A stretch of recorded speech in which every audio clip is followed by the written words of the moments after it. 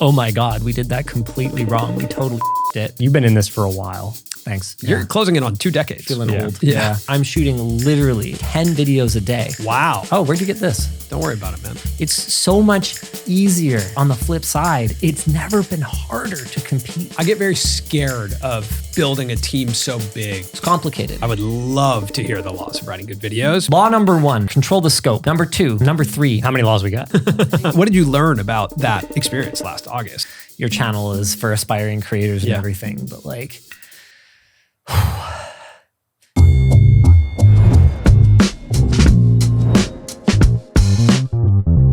Today on the Colin and Samir Show, we're joined by Linus Tech Tips, aka Linus Sebastian. He's honestly the most requested guest on this show. Wouldn't it be Linus Sebastian, aka Linus Tech Tips? Is his real name not Linus Tech Tips? Okay, so I asked ChatGPT to explain Linus Tech Tips to someone who doesn't know him. And it said, imagine a mix of Mythbusters and a tech-focused late night show. That's pretty creative, ChatGPT. Now, I think that's actually pretty accurate. Just like a late night show, he's uploading multiple times a week about the most topical things happening in tech. He's also just one of those OG YouTube creators. He's been on the platform since what, 2000? For 16 years. Yeah, 16 years. And he has this super interesting story of starting as an employee at a computer store, making YouTube videos, eventually having to buy his YouTube channel from them, and then eventually building this channel to 16 million subscribers and building one of the biggest companies in the creator economy with Linus Media Group. It's an empire. I think you can call it a YouTube empire. I think one thing that we get into in this conversation that really surprised me was how big his merchandise business is. So it's not just content. He is an absolute wealth of knowledge, everything from how to make a compelling YouTube video to the systems that go into scaling the process of making a YouTube video. He's just very in the weeds when it comes to building a large YouTube company. And this year has been a significant year for his company. They went through some controversy earlier this year around their business practices, the workplace environment, and accuracy of information in their reviews.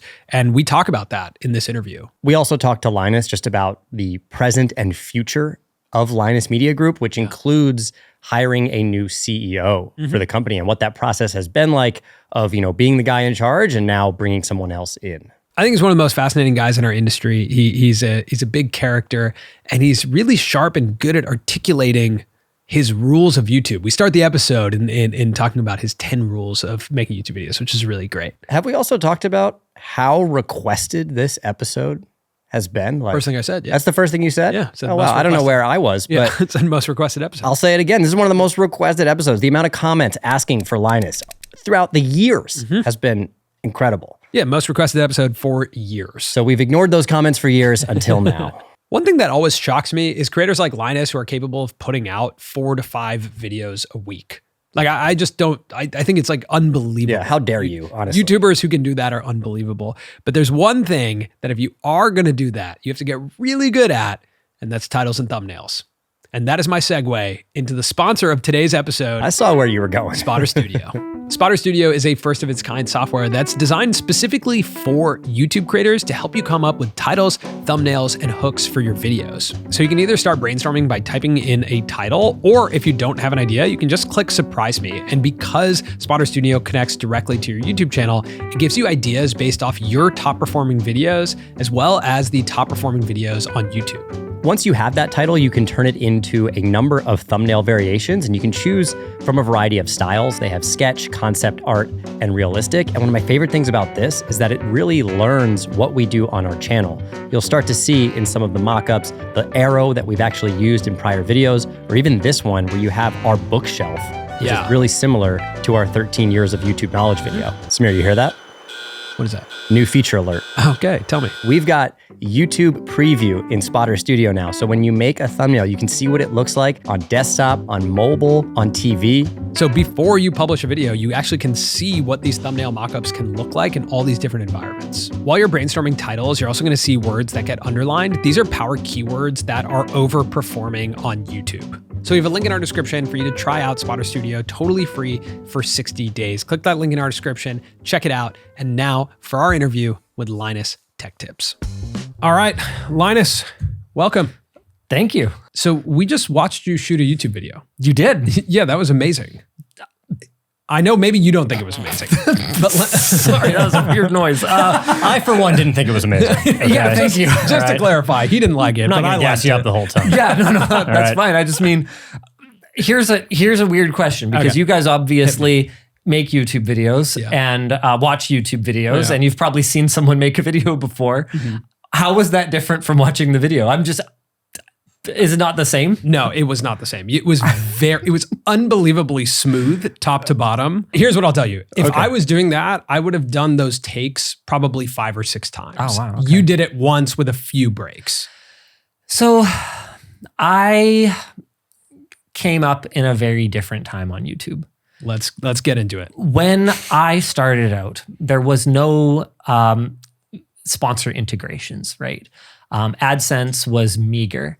A big channel on the platform, like we were like a big channel in tech or whatever. We had, I think when we started out, we had about 120,000 subscribers when we started the company. So when we actually went indie and I didn't work for a computer store anymore. And so when we did our first CES, our first Consumer Electronics show, we shot somewhere between like 45 and 55 videos when we were down there for 1 week.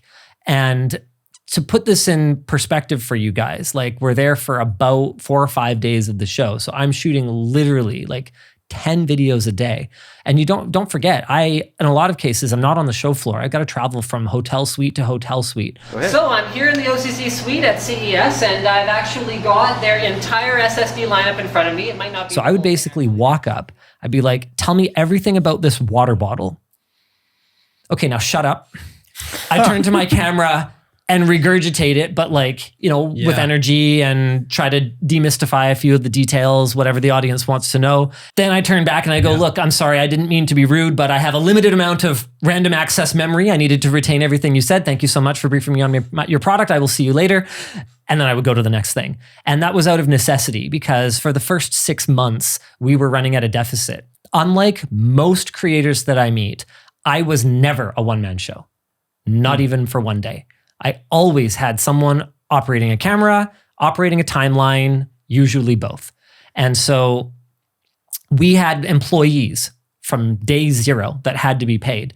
Why I need to be able to just nail things, it was because everything was lean, super lean. We almost ran out of money. And we just wouldn't have had money to pay paychecks. And so if I didn't nail things, I had what I called the one-take policy.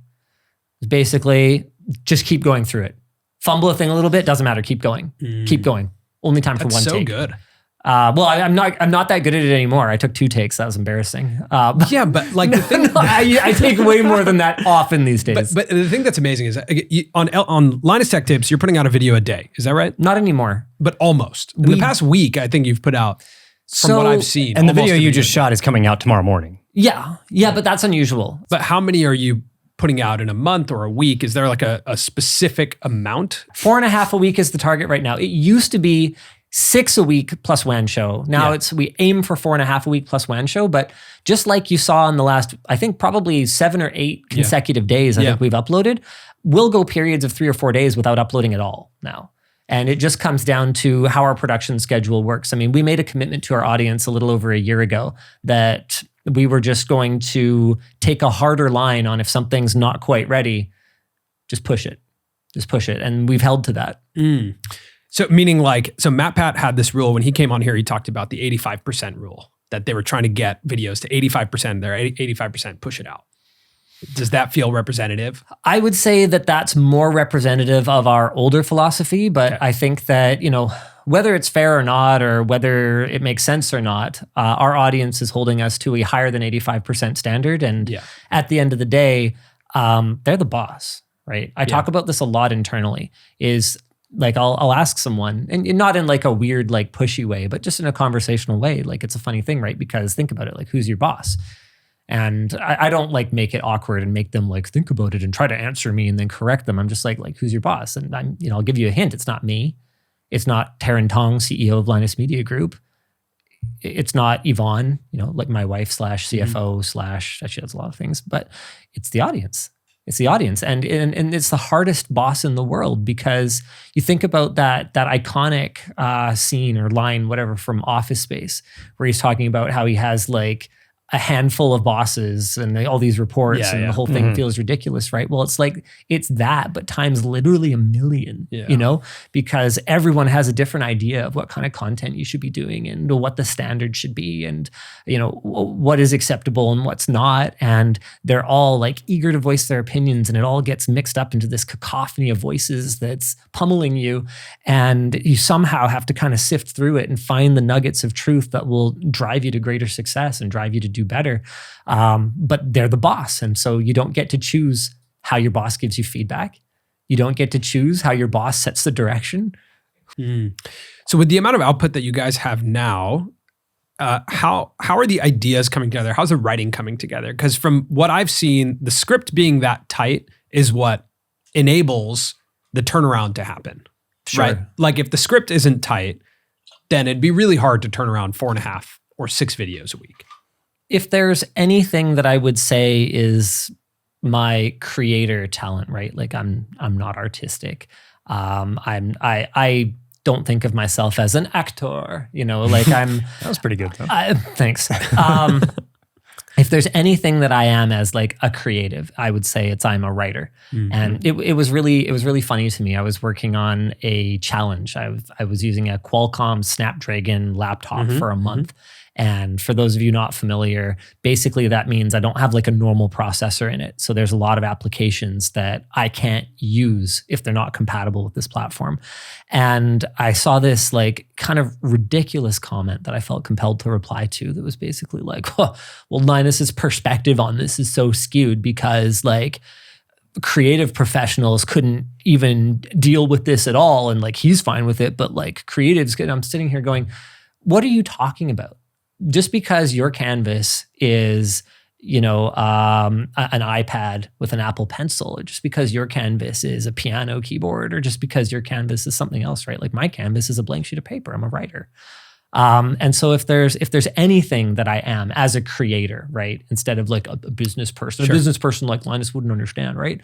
It's that I'm a writer. And so I still play a major role in ideation. I still play a major role in laying out key beats. I still play a major role in taking the finished script and altering the voice, tightening it. We have a great team, but I think the word writer is almost an improper descriptor of them because they do so much more than just write. In a lot of cases, they're sort of formulating opinions. They are, which is part of writing, but they're also they're writing, but they're also like testing it in some cases. Like we do have our labs team that does some of the more in-depth testing, but they're also involved and they're working with those guys. And sometimes they'll even work on things like they'll go source a prop because we're a very we're kind of flat. Like we have more of a formal hierarchy now than we used to, but we're still kind of flat. Like you don't get to just be like, oh, well, I'm slightly above you on the org chart, therefore I don't do anything for you and you do everything for me. Like it doesn't work like that. How many writers are there on that team? Okay, so we got Jake James, who's more of like the writing team manager. And then we've got and then David and Jordan, and then Adam and Plouffe and Elijah and Alex. So 8, including manager. Got it. And is it like, from what I've heard, you have like a writers meeting every Monday. And in that Fridays meeting, now, but Fridays. Okay. So once a week you have a writers meeting. Usually. Are they pitching you ideas? And what are you looking for in those ideas? We pitch ideas to the group. Okay. So I will sometimes veto stuff. I'll be like, guys, like, come on, let's wrap up this conversation. This is not viable. Like, so I'll sometimes have to kind of take on that role a little bit. But in general, we want to make sure that we're getting multiple perspectives on an idea, because the thing with tech is that sometimes the story is really obvious. The story is that this thing performs 25% better and is 10% cheaper. Therefore, it's a good value. And if you are looking for one of these, you should buy it. Right. See, your eyes are glazing over just like listening to me say that because it's boring. Yeah, it's boring. It's boring. And so a lot of the time, the story is that can't be that. Yeah. We have to find another angle. And you need multiple voices and you need multiple perspectives to find the who cares, right? And the why should I care? Like that's, think number one on the laws of writing good videos, Doc? I would love to hear the laws of writing good videos, but one of our laws that we talk about is exactly what you just said. Who is this for and why would they watch? And those are really simple questions that sometimes creators just don't ask themselves. Actually, I think sometimes marketers, everyone in business should ask themselves that. Law number one, control the scope. Make sure the point isn't too broad. Mm-hmm. Keep it narrow, keep it focused. Love that.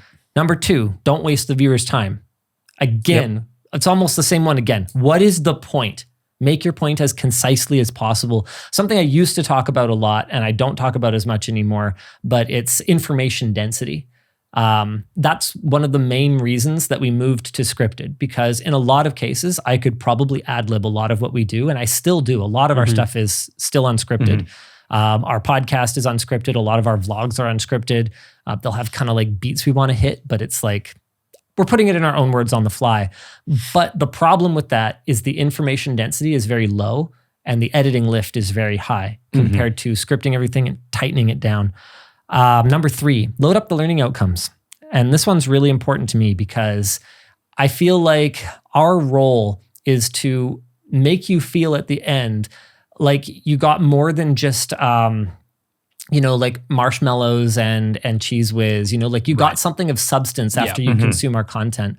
I think that there's a lot of very addictive content online that, and I'm not going to say we're the single most educational channel or anything like that, but we try to have you walk away with something. It could just be a little bit. It could just be a little bit every time, but we want you to walk away with something because I think it's really important to building a long-term relationship.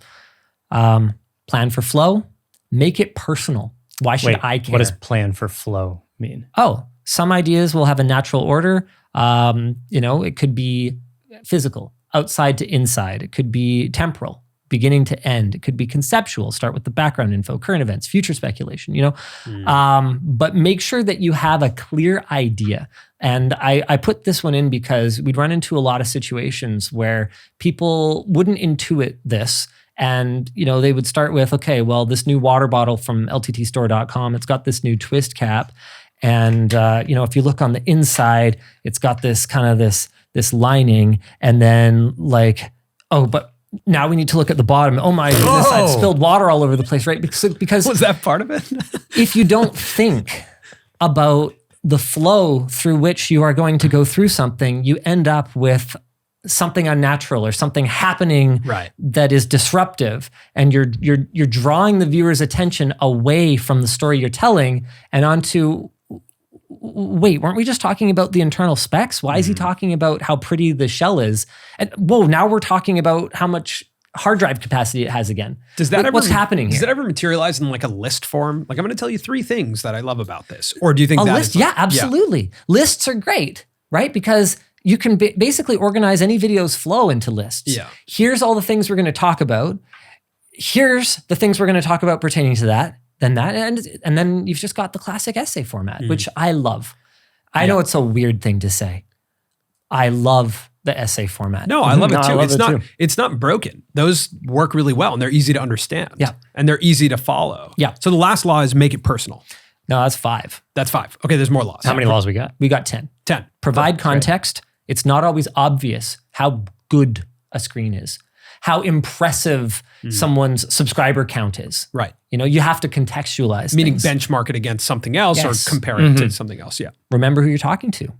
Not every video is for everyone. So you guys are going to see this a lot, right? Sometimes you guys are going to do a video that's really targeting brand new creators who've never done anything. Yep. And sometimes you guys are going deep into the weeds for people who, if they don't have like 1 million subscribers, it's probably not applicable. Don't worry about it. Yeah. Right? Plan for the payoff. Really important to me. Tell and show us how to feel. Man, and this is part of the context one too. Provide context. It's so much better to show people how we're feeling about things versus just say, and that's really good. I'm like, in the video that you just saw, I make sure that I'm being expressive when I'm excited about something. I make sure that my expressiveness falls extremely far when I'm exasperated about it. If you don't show and tell people how to feel, they're just going to tune out. they're going to disengage. And that's not their fault. It's just, You do that really well with your voice too. it's part of the natural process of creating video. And I tell people this, anytime I deal with an inexperienced host, one of the things I really like to tell them is, here's the problem with cameras. They have this glass filter in front of them, and it's real tough for them. It's kind of like they have like a screen that sits and it filters out probably 80% of your energy. So however you would normally talk to someone, right? When you're talking to a camera, you've got to take that and you've got to give it like this much more energy. You've got to act in a way that would actually be kind of uncomfortable, maybe even off-putting to somebody that was sitting and talking to you in person. And I'm dialing it back. I can confirm off-putting. Thank you. I'm dialing it back because this is more of an interview format and I'm trying to seem like a sane human being. But when you're presenting to the camera, it captures a fraction of your energy. It captures a fraction of your emotion. So you have to overdo it. If you don't overdo it, you end up just flat and boring. Number 10, have fun. The audience's bullshit detector is like finely tuned. Finely tuned. If they can tell that you don't give a shit, why should they give a shit? They shouldn't. And they only get better as time goes on, right? Like obviously as YouTube progresses, the bullshit detector gets more fine-tuned. Some of them are idiots. All you got to do to prove my hypothesis is look at the like-dislike ratio back when we had that on any YouTuber apology video. Right. It's like that many people bought that? Okay, yeah, you guys are just, your detector's broken, bro. Oh, man. But in general, I do think the audience as a whole is evolving to become more savvy. Yeah, of course. They've just seen a lot now. Like what used to be reality is like progressing the same way that reality TV progressed, right? Like it's all progressing in that way. How do you have fun with something that's heavily scripted? Because for me, I look at unscripted, whether it's a conversation or doing a vlog, and like authentically, I will find moments where I'm having a good time or I'm just like, feel like I'm the realist interpretation of myself and I enjoy that. But with scripted, I do feel a little bit like performative, and I still like that format. Like I like those videos, but when I'm doing it, it feels performative. I don't know. I guess for me, it's like, it's the little things, right? Like I love sneaking in little bits of personality. I love sneaking in little Easter eggs. I love making jokes that I know only 3 to 5% of the audience is going to get or care about. And then it's such a fun payoff for me when when we go down in the comments and people are like, oh, he said streets ahead. We're going to make it a thing. Let's go. You know, like I love that stuff. Right. And so for me, I guess part of it is just kind of trying to keep that vision of the final product or realizing that if you're doing a scripted format and you're not having fun, your script probably blows. 100%. Yeah. And you need to make it not better. flowing. Yeah. So where does title thumbnail fit in the writer's room and in these meetings? If you don't have a title thumbnail, you don't have a video. So is that not in modern YouTube? Is that first, or is it like discussion about the idea and then you're like, I really like that idea. It has to happen in parallel. There's the general video concept, the title, the thumbnail, and the flow and payoff.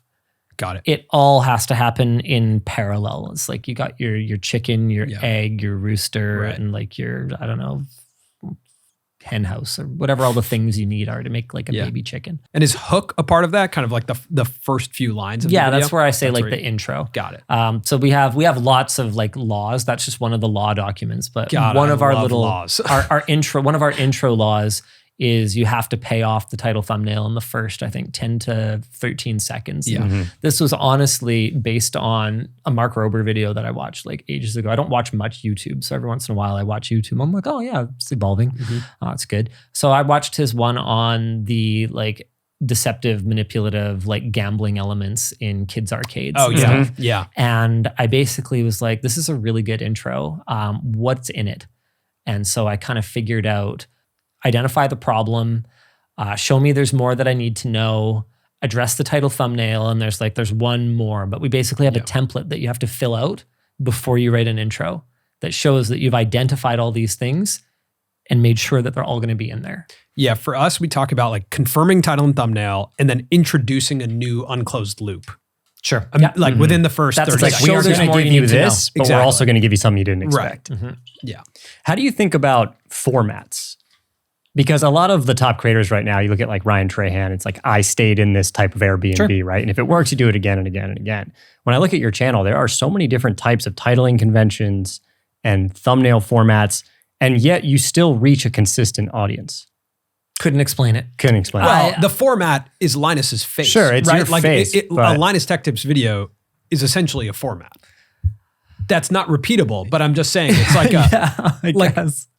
there's things within it, right? Like the segues are like, if I'm a part of the community, I know what is happening in the show, Right. if that makes sense. Yeah, I mean, I guess you could say that. And we it's not like we don't have some formats. I mean, we'll react to stuff Yeah. or we'll do, we've done like the $5 versus $50 versus $500 thing a couple of times. Yeah. We have some formats that we kind of started, like we have like a handy tech under $100 format kind of thing. The build with only items from. Build with only Amazon. That's only your most Wish.com, viewed video is the Wish.com. Wish.com, yep. Build with only items from Wish.com. So yeah, we have some formats, but I guess one of my big things, and it's both a really good thing and it can be a really negative thing sometimes, is I hate retreading old ground, which when you've done 6,000 videos or whatever we're up to now, means that a lot of the time our writer's room ends up like that South Park episode, like Simpsons did it, except Simpsons is us. Like we've done basically freaking everything at this point. But YouTube rewards that, right? Like, I mean, the vibe of YouTube is like, if something works, like Just keep doing it. But I get bored. you can't do it. And rule number 10 is have fun. Yeah. So if I'm bored, we're just not going to do it. So I've also heard you talk about how, like, in greenlighting a video, you want to make sure that it gets, I think it was either 100 or 1,000 views in perpetuity. That is old meta. That's old meta. That's old so meta. It doesn't happen anymore. So you don't think about that now? Like in terms of, I need this to be evergreen for a long period of time. We still strive for evergreenness in our content. Okay. But it used to be that if we go and we look at the all-time views for the channel, right? Like here, let's pull up the dashboard. Lifetime, come on. Or actually, I'm just going to highlight on the graph where that meta died. That was terrible. Thank you. It's good thing you have long arms. I have long arms. Yeah. It's a talent right there. Can we poke around this while we have it open? Dude, whatever. So this is lifetime from 2008. Wow. Yeah. I Oh know, my right? God, this is an amazing graph. Okay, lifetime from 2008. Yeah. Where the meta of like trying to have those videos died. So it looks like 2023. It used to be that there was just this finite amount of content on the platform. And if you made a good video, even a decent video, it would settle in eventually to like maybe 100 views a day and it would kind of stay there. And the idea, and if you look at that like total sort of channel viewership graph, it played out, right? The idea was that if every day you uploaded a new video that could get like 100 views a day in perpetuity, then your overall channel viewership would always grow until it just always grew forever. Yeah. And it worked for a really, really long time. But eventually competition heated up and there's so much content. Dude, I regularly at trade shows and stuff, I'll run into like tech creators who have channels with like 100,000 or hundreds of thousands of subscribers. And I'm just like, please don't take this the wrong way. I mean, no offense, but I've never heard of you. This is tell me about yourself. Like super nice to meet you and everything, but like, where did you come from? Like there's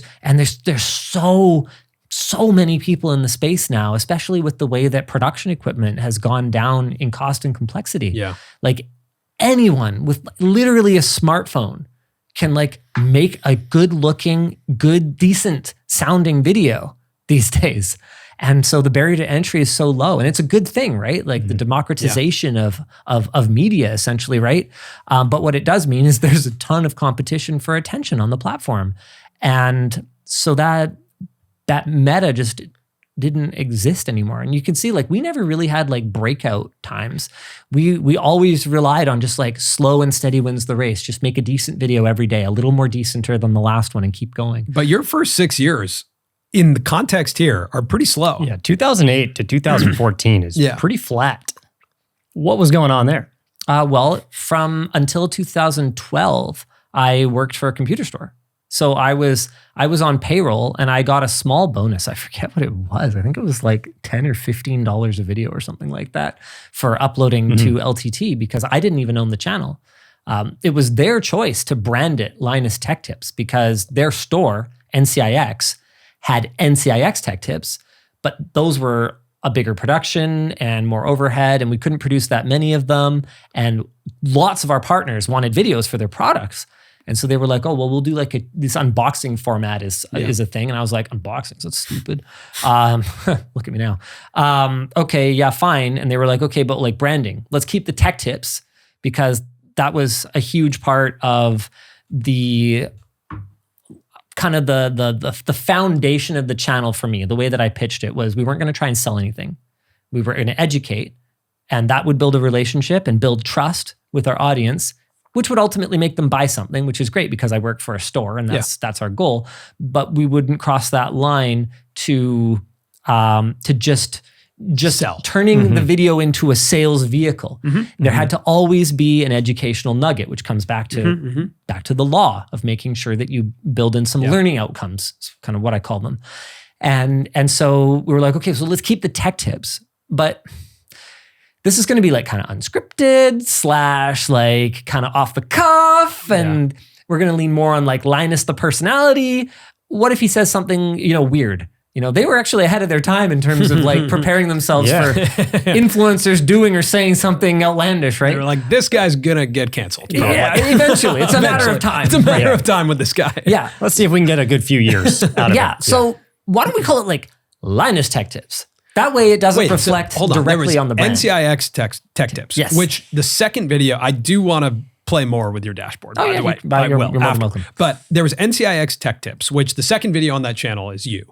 Hi, welcome to NCIX Tech Tips. My name is Linus Sebastian, and today 17 years ago now, you start hosting on that channel. Yeah. And you're getting paid per video? Yeah. Right? I think it was $250 per NCIX Tech Tips. I've also heard that before you worked for NCIX, you were like essentially pro bono doing customer support for them in forums. Yes, that's one way of describing it. Yeah, I just hung out in their like community forum, and I would just look at people's like build lists, and I'd be like, yeah, actually you can get the OEM Samsung DDR for like $3 cheaper. It performs exactly the same. It just doesn't have the shiny heat spreader on it. So you could go ahead and do that or not. I mean, whatever, it's your money. So you were just really into this stuff. Oh yeah. Yes, really into computers. Like dude, either I was on the NCIX forum or I was on this buy sell trade forum, redflagdeals.com, and I was like buying low and selling high and wheeling and dealing. And I would build computers for people who wanted computers. I'd go and buy the parts. I'd charge them like an assembly fee. I'd put it together. I'd configure Windows for them. What was your plan if you didn't go in like at that time? Were you just gonna build computers? You're gonna work in a computer store? Like, how did you see your life going? I mean, I was supposed to go to school.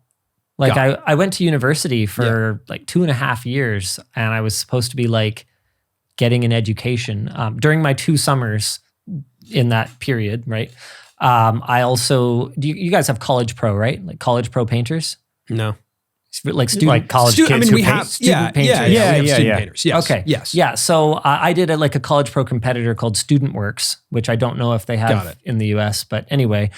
So I ran a painting franchise in there as well. Also, I was like a certified lifeguard and water safety instructor. So cool. I used to teach swimming lessons. I think once I had grown up past about grade 2 and, wanting to be a fireman, I probably thought I was just going to be a teacher. But I think a big part of that was just that so many influences in my life were teachers. Like every adult I knew was a teacher. My teachers were teachers. My mom was a teacher. My stepdad was a teacher. Got it. My aunt on my biological dad's side was a teacher. And these were all the like key adults in my life growing up. So I was just like, I don't know, I guess everyone just grows up and is a teacher. Yeah. And it's funny because if you think about it, I basically still am. Yeah, you are. I just get paid better. Different version, Poor teachers. They support your teachers. At what point in the early journey of making YouTube videos did you realize that part of your identity or part of what you enjoyed was hosting and writing? Like, did you always see yourself as a writer when you were like a lifeguard and things where you're like, I'm also a pretty good writer? No, I mean, I was pretty good at it. I was not good at it until I somehow got put into like the advanced placement, like AP English in grade 11. And I had a really great teacher. I think he's still kicking, Al Horn. Really great teacher. He pushed us extremely hard. He was a stickler for detail. If you had an assignment, all of our assignments were out of 10. If you had a punctuation mark out of place, you lost 0.5 of your entire grade. Wow. It didn't matter if something was not correctly capitalized, something was misspelled. And these were written assignments. There was no spell check. You had to actually like write it out in the class. He penalized you. And I think there's a lot of people that would look at things like spelling and go, well, these are arbitrary. These are not actual indicators of the quality of the work.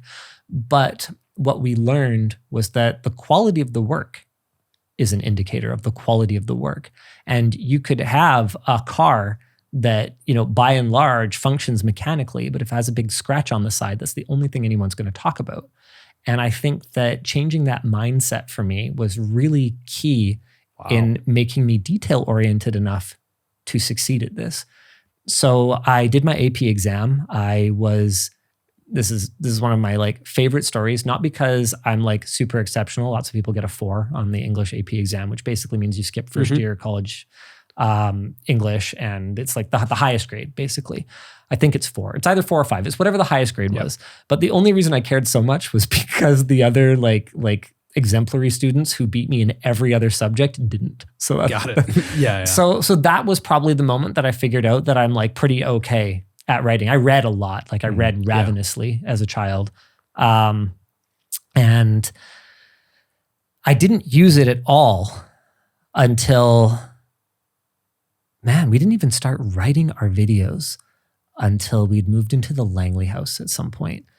But the thing is Meaning far beyond NCIX, like once you're independent. Yeah. But the thing is that the fundamentals of story structure, of argument structure, and when I say argument, I don't mean you dirty rat. I mean formulating a concise argument to demonstrate a point and to win people over to your side.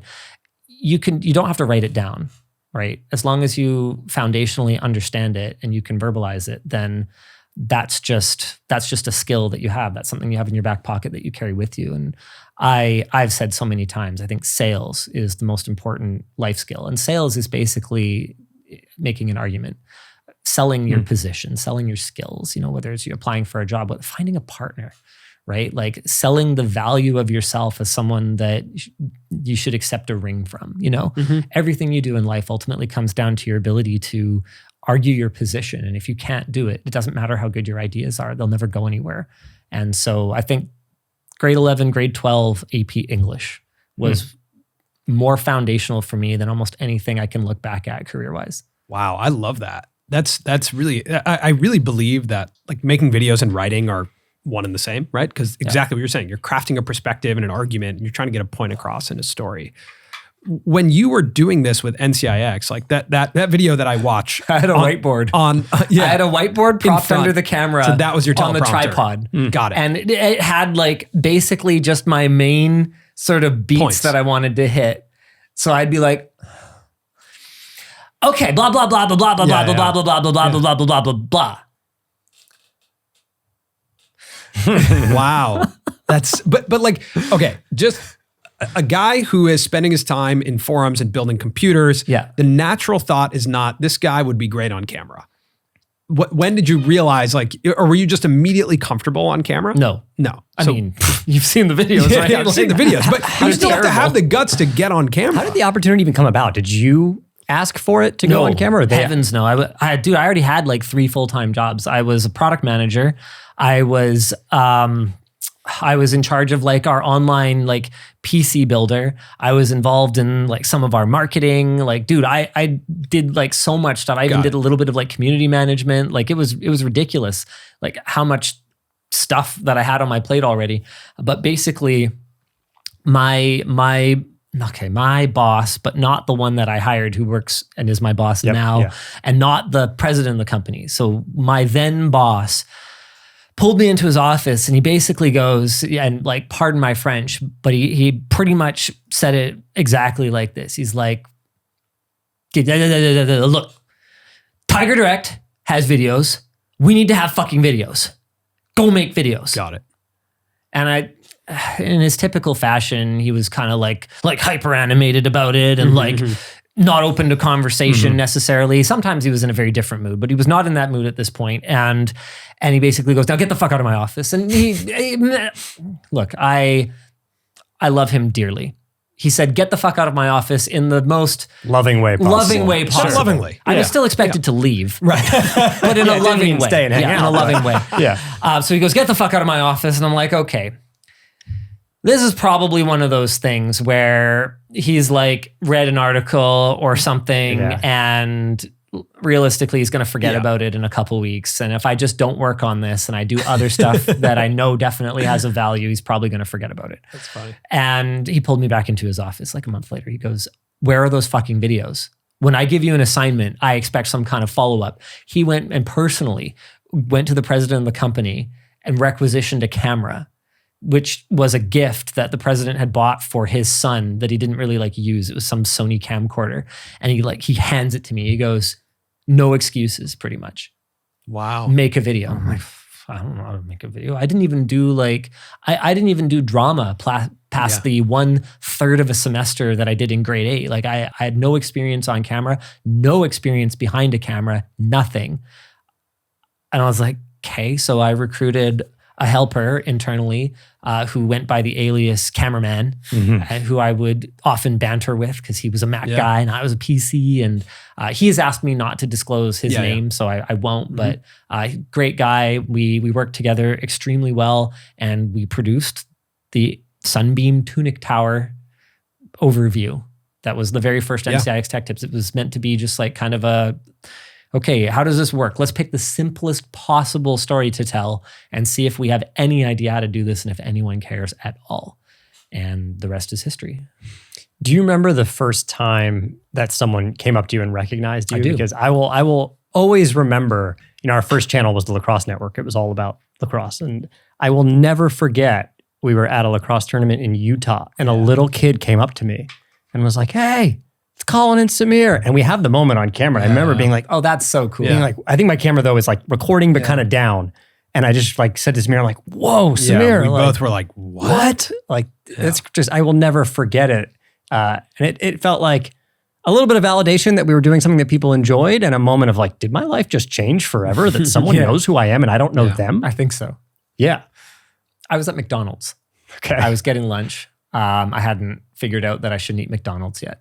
So I was getting lunch with a colleague or a couple of colleagues, and we're in line and we're just yakking about whatever. And a guy turns around and goes, I recognize that voice. Oh, yeah. So it wasn't actually the face. Yeah. Wow. It was the voice. Wow. That was the dead giveaway. And I was like, no way. And they obviously like ribbed me about it. They're like, you're internet famous. Yeah, of course. It is weird to go from the default, which is assumed anonymity at all times in your life, right? You walk into a McDonald's, you're like, no, I'm just here getting McDonald's. To there's a shift. And I think on YouTube, because YouTube works in these fragmented niches, it's actually a murky middle ground of if you still should assume anonymity or not, whether you're at our scale, your scale. Like if I'm at a farmer's market, it's very unlikely that anyone's going to walk up to me, or at least it would have been not that long ago. Whereas if I walk into a Best Buy, it's over. Like, you're Justin Bieber. Yeah. Well, no, but no, yeah. Okay. But it's pretty likely that if I ever needed my ego stroked, I could go do a lap in a Best Buy and someone would walk up and tell me they think I'm cool or something. Right. So I don't do that. But if you see him at a Best Buy, please stroke his ego. So the NCIX, did it start like working? Like were there views on that channel? Yeah. Just started working? Yeah, just started working. That's amazing. Pretty much immediately. I mean, there was so little competition. If I uploaded that video today, I would be drowning in obscurity forever. That wouldn't be successful. You have to be, it's mind-blowing, right? Because on the one hand, it is easier than ever. There's so much inspiration out there. There's so many tools. It's also affordable, right?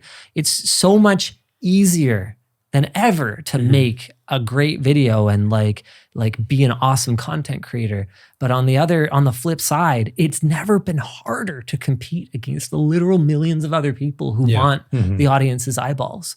Right. So it's like people ask me sometimes, they're like, was it easier to start out when you were starting out, or is it easier to start out now? And it's like, it's totally hard both times, but in totally different ways. Yeah. Like getting a decent light was like thousands of dollars back when I started. Or a decent camera. We couldn't afford lights. Like, are you kidding me? We didn't have a decent camera. We just straight up didn't. Yeah. You just had crappy cameras, and who cares? Because YouTube was 480p anyway. Yeah.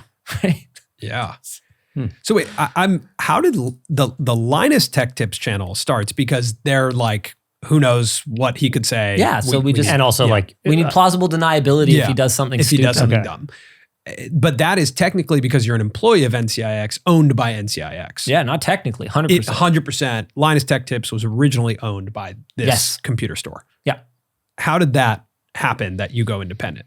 So I had an argument with the president of the company, the big boss, and basically we didn't agree on the direction for the company. And it's a stupid thing, honestly, when I summarize it, but he wanted us to carry less inventory and I wanted us to sell more inventory, if that makes sense. Oh, I see. So he saw the future as going super lean. And if you look back, he was actually pretty wise in terms of where the market's gone, like Amazon becoming a marketplace more than an actual like retailer at this point and stuff like that. Anyway, we had this kind of fundamental disagreement. And what it boiled down to was we were carrying too much inventory and it was a burden on our cash flow. And he basically said, we need to figure out how to buy less. And I said, no, we need to focus our efforts on how to sell more. And he basically goes, look, if you can't get behind the column, the marching column, if you can't carry the banner, then maybe you should just make videos. Well, he meant for him.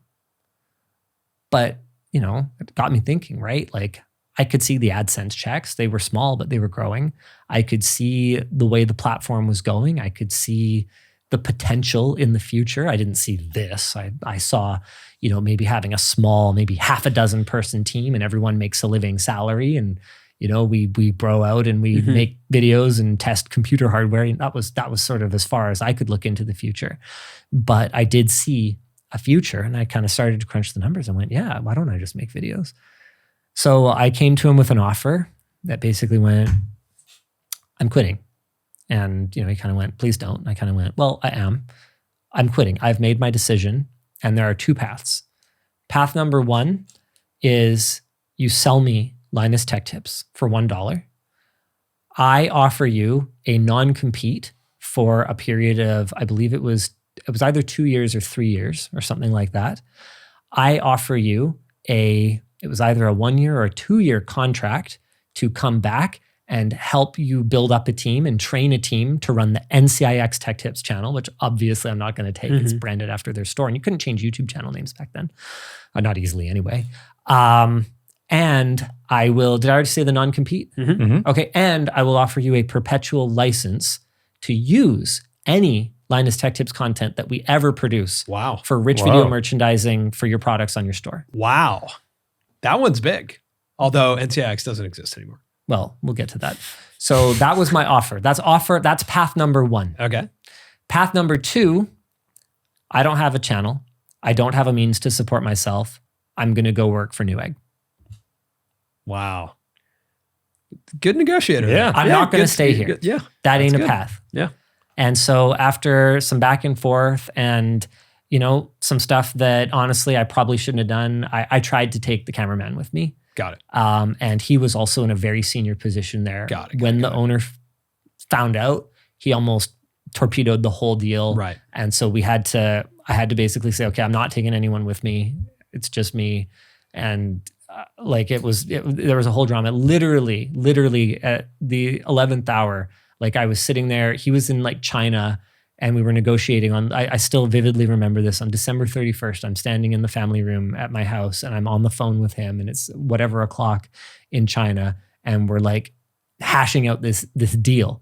Like, look, I am unemployed tomorrow. Am I sending out applications or do we have a deal? And we got it done. So on January 1st, Luke and Ed came to work for Linus Media Group Incorporated, and we had a channel. It was that close to the wire. It was wild. And we had plans. We were going to try to like make a go of it, like starting the channel from scratch, but we all knew it was far-fetched. And looking back on it, I don't think we would have succeeded. Wow, it makes for a good story. Have you always been comfortable sort of negotiating on your own behalf and getting into somewhat confrontational scenarios? Like, hey, I'm either putting in applications tomorrow or not. Like when you're in middle school and high school, are you like, No. Are you that strong-headed? No, I was awkward, dude. I was like an awkward, nerdy kid, man. Like I was loud maybe, and but I didn't say the right thing usually. And like, I don't know, I have some very strong personalities in my family. So I guess like going toe to toe with them probably primed the pump a little bit, but no. How quickly did Linus Tech Tips start working? January 1st, Luke and Ed come to work. Mm-hmm. You zero revenue. You have zero revenue, but the channel has 100. Some AdSense. Some thousand subscribers? 120,000 or so, I think. Some AdSense. Did you know how much you had to make to keep them around? Yeah. How much was that? I can do basic math. Oh, I don't remember now. You don't remember now. Okay. But they made, more than minimum wage, less than what they were worth, but more than minimum wage. Okay. They actually, depending on how you factor the hours, I think Luke was pulling a lot more hours than I even necessarily realized. Sure, yeah. He lived in my house. Yeah. Not everyone knows that, but he lived with me at the start of the channel. He just had like a spare room in our house and he like lived there. Part of the deal was that he could, my wife was on maternity leave at the time and she was cooking meals. So you did this move when he you had a kid? He had like room, board, and food as part of his employment deal. Like it was wild. That is crazy. Yeah. So you had a newborn. We'd had our first son 8 months prior. Oh my God, dude. What a wild time to do that. And we had this conversation, right? And I often say this, maybe not that often, but I've definitely said it multiple times, is like, people will ask me, when's a good time to do something? And I'm like, it's never a good time. Yeah. Just figure it out. It's never a good time. You just have to do it. And so, when my wife and I are talking about this, is probably like August, September timeframe when we're like talking about this and starting to work it out. And like, we couldn't afford a lawyer. So we like tried to make our own like sale contract for the channel. I mean, the fact that NCIX doesn't exist anymore / the statute of limitations is probably over is probably a good thing, because I have no idea how bulletproof that sale contract was. Right. Like I basically wrote it and like, right. Yeah, it was rough, man. But so we have like a 4-month-old when we're like going through all this and like, this is crazy. But I was really lucky, right? I had a partner that was able and B, willing to support this dream. And she was working as a pharmacy manager. She finished school. She's the good one, right? I dropped out after 2.5 years, flunked out. It's complicated. I didn't technically flunk out. I was on academic probation when I stopped coming to school. So I also was on academic probation. Did I get fired? Did I quit? I don't know. Sounds like you left on your own accord. Yeah, it's Schrodinger's when the time was right. Academic status. So how long until Linus Tech Tips channel is kind of like working, quote unquote, like it's paying for itself? At 6 months in. Wow, that's amazing. We had run out of Runway. We didn't have much. Oh, okay. Was the problem. Yeah. We had run out of Runway, and the first like check hit that was like, this covers everything that's going out, and we are at break even, and we were on fumes. So we managed to go from 0 to profitability extremely quickly. I think most businesses would say 6 months. Wow, great job. Yeah. But we also had no planning and no startup capital. Right. Like we were still paying the mortgage on our house. Like we didn't have like our house paid off. We didn't have like a nest egg. We were in debt, not like cash flush. Yeah. Did you feel like 6 months in, you were like, this can get exponentially bigger? No, like, you didn't feel that? No, not even close. You were just like, I'm just making it through. Yeah, it was like day by day, we were like fighting for every penny. By then we had our 4th or 5th, kind of depending on how you count Yvonne, who technically wasn't working for us because she was on maternity leave. But we added Brandon, who was, we actually hired as an editor, but he ended up being more of a like DP. And it was sustainable, but I don't think there was a clear path to anything more than sustainable. Was the concept then just like make a video every day? Oh yeah, 100%. The daily cadence was a big part of what allowed us to iterate on our content. We take feedback, We iterate, we upload, we take feedback, we iterate, we upload. Yeah. How much viewership was enough back then? I don't remember. I mean, we can open the dashboard and I can tell you. Like that feeling of like, oh, that video did well, or that video didn't do well. Do you have a sense for it? You don't remember what that was? Yeah, I have no idea. Interesting. And do you remember that first AdSense check? I do. I do remember my first AdSense check, but it was actually before being Oh, right. Linus Media Group. Yeah. And it was like a few dollars. Like it really wasn't very much.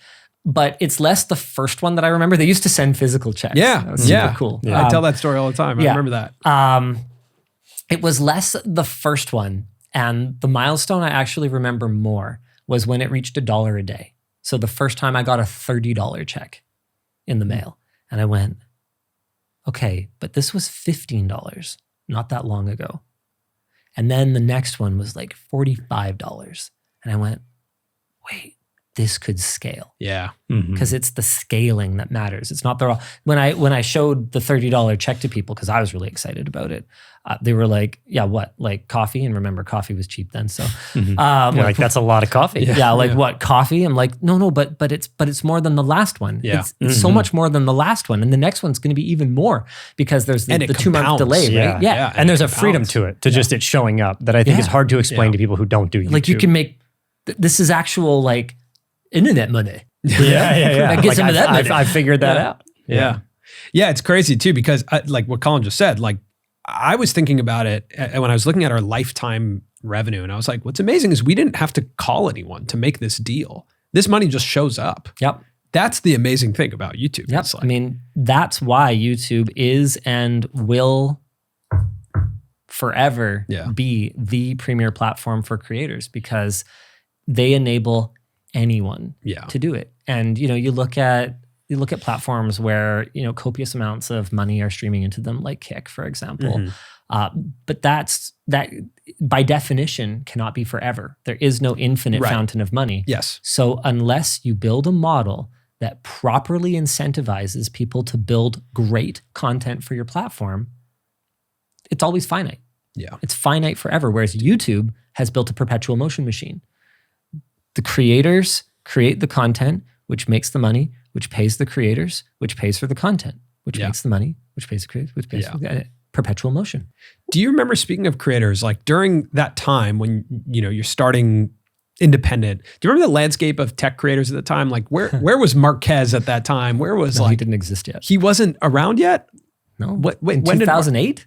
I don't think so. I mean, if he was, No, I guess you're right, because he as irrelevant as me. So, Wow. I mean, when I first started, it was like PC Whiz Kid, and like Locker Gnome was untouchable. I would never catch up to Locker Gnome, Chris Perillo, Chillafrilla. Wow. Doing the unboxing of Xbox 360, like. Wow. When did that tech scene start to emerge? And did you feel... iJustine, don't forget iJustine. Yeah, she's OG. OG, yeah. Like she was like... That's true. Obviously like on a level that I would never be touchable because this platform could never get that big. Right. And like, I don't know. She probably had like 80,000 subscribers or something. Right. But that's... But the creators who had 100,000 subscribers at that time felt like impossible to get to. Yeah. Oh, impossible. Yeah. Impossible. Are there even 100,000 people watching videos on the internet? Right. Like it's crazy. I don't know. The answer is that I still don't watch a lot of YouTube. I'm not digital native that way, I guess. And I never did. I came into this because my boss told me to. Did you read like PC Mag and like CNET? Where that you weren't? That was expensive. I didn't have money. Interesting. So I couldn't afford magazines, dude. Are you kidding? Yeah. I just find that like in the tech world, it's so interesting to me because it reminds me of the sports world where Sports Illustrated was like the major sports publication. Yeah. They didn't create ESPN, which is fascinating to think about. Like ESPN came out of a different angle and was like, actually, this should be like 24/7 sports on all the time. Right. If you think about tech creators, it's a really similar concept. Like none of those publications really made it big as video creators. No. Some of them have tried, but it was the independent who came at a different angle. We're like, actually, we can make great videos about this stuff. Well, it's the innovator's dilemma, right? Yeah. Like there was no money in video.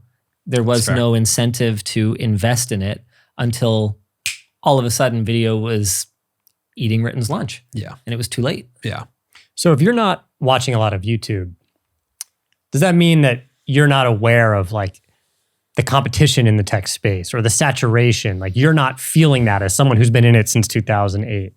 I remember reading, I forget what show it was, but they basically had like a policy on their site or on their like contact us that was like, if you send like a pilot or like a draft episode or like an idea pitch or whatever else, just know that we shredded it before we ever read it, because we don't want to be put in a position where our idea that we came up with independently could be infringing on someone else's idea. Don't send us anything. We don't want it. And I feel like in some ways it is a benefit to me that I don't watch much, because it means that even if I do end up doing the same thing as someone else, a lot of the time I didn't see their video and we end up with a slightly different angle anyway. Yeah. It's not like I don't try to be peripherally aware of what other people are doing. Like I keep up with our subreddit. I read a lot of comments. So the community itself keeps me informed, but I see that as a very healthy information loop where I'm outputting the best thing that I can do based on my community feedback, and they are advising me on what I should be doing and what I shouldn't be doing and what others are doing and what they're not. So did you have a perspective on this year when there was a lot of chatter around MKBHD and Fisker, or MKBHD and Humane, like his reviews of those companies taking down the companies, quote unquote? Bad products take down companies, and bad business practices take down companies. I mean, this isn't even Fisker's first time going down, if I recall correctly, right? So I think that if Marques had said something untrue about those companies, if he had purposely sabotaged them, then that would be, absolutely a cardinal sin, right? Yeah. But as far as I could tell, these were bad products that all he did was explain why they were bad. I don't really think that I don't think that the argument that he's somehow responsible for their fate holds any water. So I agree with you. I was fascinated to see the reaction on the other side for that whole conversation. And it made me think of like, is the assumption that, YouTubers or reviews in general are positive? Because that shouldn't be an assumption, right? They're reviews. I don't think people, and when I say people, there are certainly individuals that do understand what a review is, but I think that the definition has shifted over time in a way that makes it hard to communicate. So we talked a little while ago on our podcast about the word scam. And this was actually surrounding another Marques controversy, his wallpaper app. And people were referring to it as a scam. And I went, well, it's not a scam, because a scam has to have an element of dishonesty to it. He told you what it was. He told you how much it cost. If you don't like it, don't fucking buy it. That's not a scam. That's not like miracle snake oil healing cream that doesn't actually heal anything and actually gives you a rash. It's just a thing that doesn't have a value to you, and therefore you could just not buy, which is totally fine. Now, if you want to have a conversation about how it's out of touch or the quality is low or whatever these other things are, that's fine. We can have that conversation, but don't use the word scam. And I had people, especially it seems like younger people, kind of coming back to me and saying, well, the meaning of the word scam has changed. It just means a really bad value now. And I'm like, okay, but that's a problem, because A, that isn't what it means.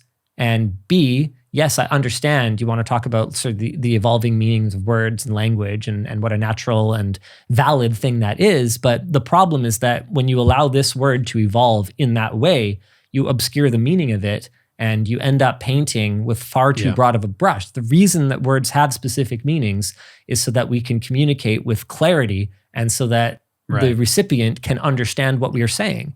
So if you say Marques's wallpaper app is a scam, that actually communicates to other people, regardless of how you feel about having your loosey-goosey definition of it, it communicates a very different thing to other people. It's a two-way street.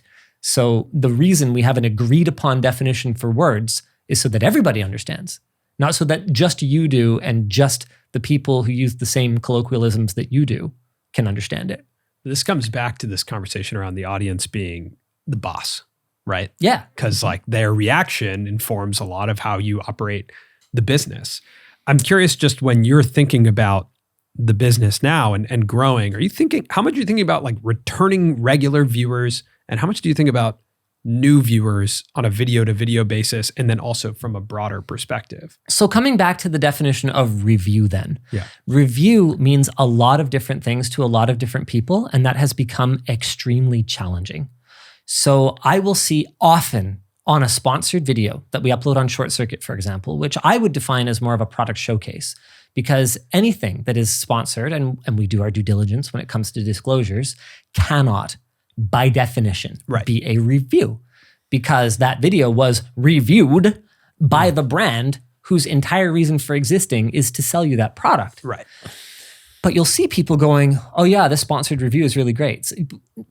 That's an oxymoron. We literally got a question. We asked people on Twitter or on X, like what we should ask you. And someone said, ask him about how he feels about doing sponsored reviews. Yeah. There's no such thing. There's a sponsored video, and that's one thing.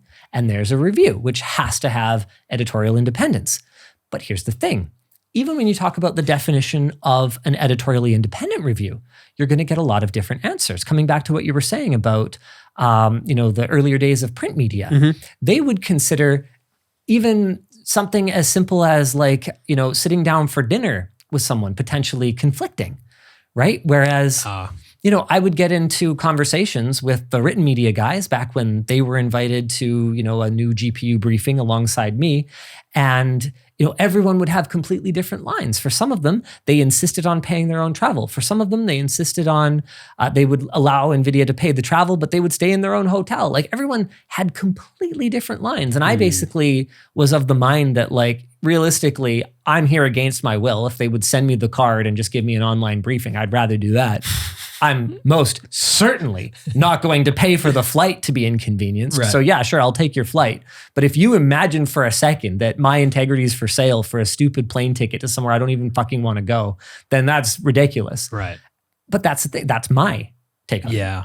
Not everybody agrees. To someone else, I'm compromised immediately, right? Especially the more old school guard. So this inability to define review, I think, has poisoned any possible broader conversation around who is and isn't a reviewer. What is and isn't a review? And what are their roles? Yeah. So that's where I think you get some of those conversations where people will be like, well, the review is supposed to be highlighting the positives. It absolutely isn't. Yeah. It could be. It could be. That's the review. Or it could not. Yeah. But you've got people's perceptions so twisted now. But also it's because the business is advertising, and a lot of these products that you're reviewing are potential advertisers. Absolutely. So and the funny thing is you'll see people go both ways with it. You'll see people say, this is a really great sponsored review. I love this thing. I want one. And then you'll see people saying oh, he said something positive. Must be an undisclosed paid partnership. Right. When actually that's not the case at all. We don't do undisclosed paid partnership. Yeah. And so, it's real difficult because there's no consensus. And so just like the word scam has come to mean not a scam, it has come to mean bad value to some people, which really poisons our ability to communicate with each other clearly. The word review having no defined meaning anymore is extremely dangerous. Yeah, I agree with that. That's a good point. It's a very good point. At one point, a lot of these creators emerged, and then it was at first like, what is this? Then it became very aspirational to become a YouTube creator because everyone's aware of what the outcome could be if you do it right. Sure, but it's like the lottery that way. I know I'm supposed to be your channel is for aspiring creators and everything, but it's tough. It is tough. Yeah. I actually don't think it's the lottery as much as just how long do you want to do it for without getting paid or much validation. If you actually just enjoy it. Don't forget you have to pay for it. It's exactly like the lottery. Yeah. You pay into it, you spend your time on it, and someday maybe it will pay off. Yeah. There's a skill element, unlike the lottery. Yeah, unlike the lottery, there's a skill, and you have to be able to... Let's call it like blackjack. I just think there's a little bit more enjoyment in making videos and storytelling than there is in the lottery. Hey, some people enjoy it. But get that dopamine hit. But sure. Yeah. Yeah, I think Marquez describes it as like the NBA. It's like, it's such a small amount of people who get to make it. Yeah. And you have to be so committed, and you have to gain so much talent over so much time. And you have to be lucky. Yeah. I think anyone who says it's a meritocracy is, narcissistic or arrogant or stupid. It's not pure talent. You also have to get lucky. I was in the right place at the right time, and I worked hard, and I was good enough at it. But that's every entrepreneur, I would say. That's like entrepreneurship in general. Yeah, I think that's fair. I reject the people who leave out the luck. So I wanted to ask you about how LMG makes money. Yeah. Because this is a graphic from 2020. Maybe I didn't find it, but if there was a more updated version. Yeah, there was a newer one. Okay, this is 2020. Or wait, no, we did 2. Is this the second one? Yeah. Okay, then this is the most up-to-date one. So is this accurate of how LMG makes money today? No. We're planning a new one. Okay, so if you did a breakdown of that, or maybe I guess you've already done it or are doing it, or even without percentages, if you could just give a breakdown. I can give you a couple things anyway. Okay. So first of all, AdSense was 26% and merchandise was 15% then. In 2020. Yeah. Merchandise is now 6x AdSense. 6 times AdSense? Yeah. And I also 5 to 6x. I also caught a peek at your AdSense, so that's insane. Yeah. Yeah. Whoa. That's remember a big too, merch though, company. Physical goods do not have the same margin as AdSense checks. Yeah. So you're saying top line revenue. Revenue is 6x AdSense. Yeah. Wow. That's a big merchandise company. Yeah. Yeah. I keep wanting to do this and I keep forgetting. I want to stop calling it merch. Yeah, it's a brand. It's not merch. It's not merch. We make apparel. Yeah. And I agree with that. Consumer goods. We don't just slap our logo on things. Totally. Yeah. That's where we started. But I feel like we develop products from ground up, engineer things, design things, bring them to market. I don't think we're a merch company anymore, but it's a very sizable company in its own right. Wow, Creator that's Warehouse. amazing. And we've had so many conversations with creators who are like, yeah, I love your guys' stuff. Like, can I be in Creator Warehouse? And we're just like, someday. We've tried to do a couple of small collabs, and our process is just, it's wild. Like, it'll take us a year to bring a pair of pants to market. It took us, I think, 3 years or whatever it was to build the screwdriver, because we really are just doing things from scratch, and we're perfectionist about it, and we bet big.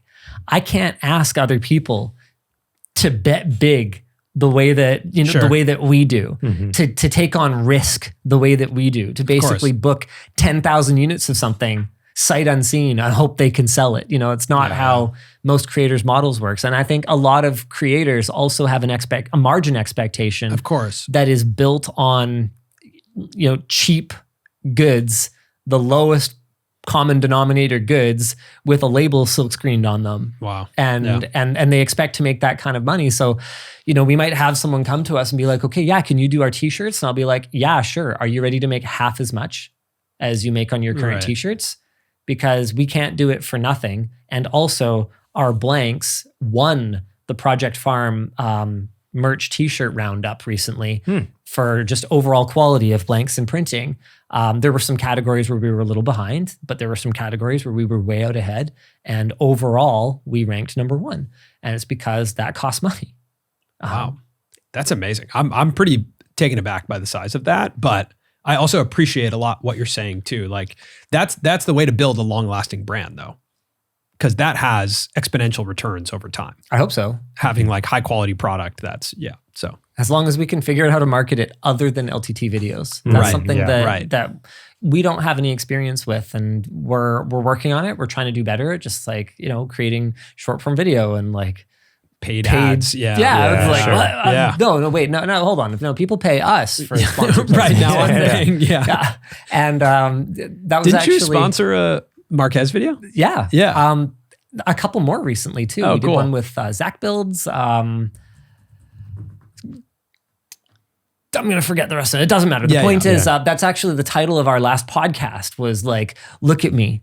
I am the sponsor now. Oh, that was dude. I saw that title. That made me laugh. Yeah, and we're going to do more of that. Expect to see dozens. Wow, that's cool. LTT store sponsorships on smaller creators. So interesting for creators to become the sponsors. Mm-hmm. Yeah, that's cool, right? Interesting. It's so cool, and to support. We've done that with our newsletter a couple times. We did that one time. Really fun. Yeah. To support that next generation of in some cases smaller creators, in some cases we sponsored Marquez promoting the screwdriver. Creators our size. I don't know. I think it's cool. Oh, it's awesome. Yeah. And you also know so much about what that means to do a brand integration and how it could be effective and where it could. Yeah. So Amazon affiliate is not nearly as consequential these days. Other affiliates are more consequential. Floatplane's killing it. We have almost 41,000 paid subscribers on Floatplane for anywhere between $5 and $10 a month. For people who don't know, what is Floatplane? Floatplane is essentially our own Patreon that we made. Amazing. Yeah, but it's really focused on like behind the scenes video. 41,000? My gosh. Yeah. So that's huge for us, knowing what I know. The number of times I've seen people talk about how much Floatplane has failed. Like, you do the math. Yeah. 41,000 times $5. Yeah. Times 12 months a year. That's doing fine. Yeah. Wow. I'd say sponsored projects and in-video sponsor spots have probably switched spots. Really? Yeah, sponsored projects. So at this point, in-video sponsor spots was 27% of the revenue. And sponsored projects was 14%. Yeah. So those have switched. We've found much better ways of working with our sponsors to be able to make the creative content that we want to do and integrate their products more naturally in a way that doesn't really impact the flow of the video and the meaning of the video. How are you doing that? Yeah, what are some of those ways? Well, I think we've just developed more of a hardline stance. You know, I think our business team is a lot more experienced now than they were back then. So they've learned that you can just walk away and everyone comes crawling back eventually. So if they have terms that we don't find acceptable, they want us to like pretend that I use it every day when I don't, which we're not going to do. We're not going to say something that's not true, right? So if we basically say, look, here's the concept. We're going to dump Coke on a computer and then we're going to try and save it. Are you in or are you out?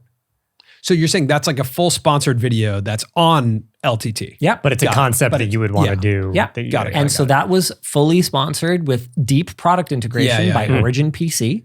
Their computer was built right into the whole thing. It's their computer. We literally dumped Coke down it and then we cleaned it and booted it back up.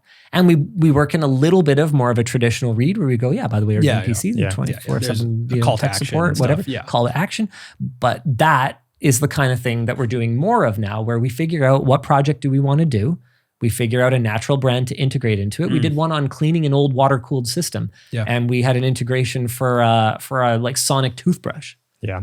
And we used it to clean stuff. So it was great. But those trade at a higher value than the Absolutely. ad spot. Yeah. Absolutely. That's advantageous to both parties. I think everyone wins. Yeah, everyone wins there. I think that's the direction of YouTube, or it should be, because I actually think the short form ad integration, it works well in podcasting. But it's a format that's borrowed from the radio.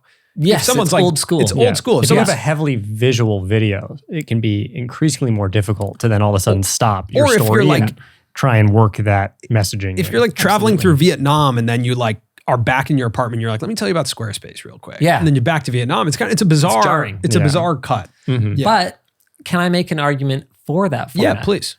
I like having a clear delineation between that's fair. the talking points and the content. Mm-hmm. Yeah. And so, even when we do something like that, spilling the Coke down the PC, but we have, something that is clearly talking points.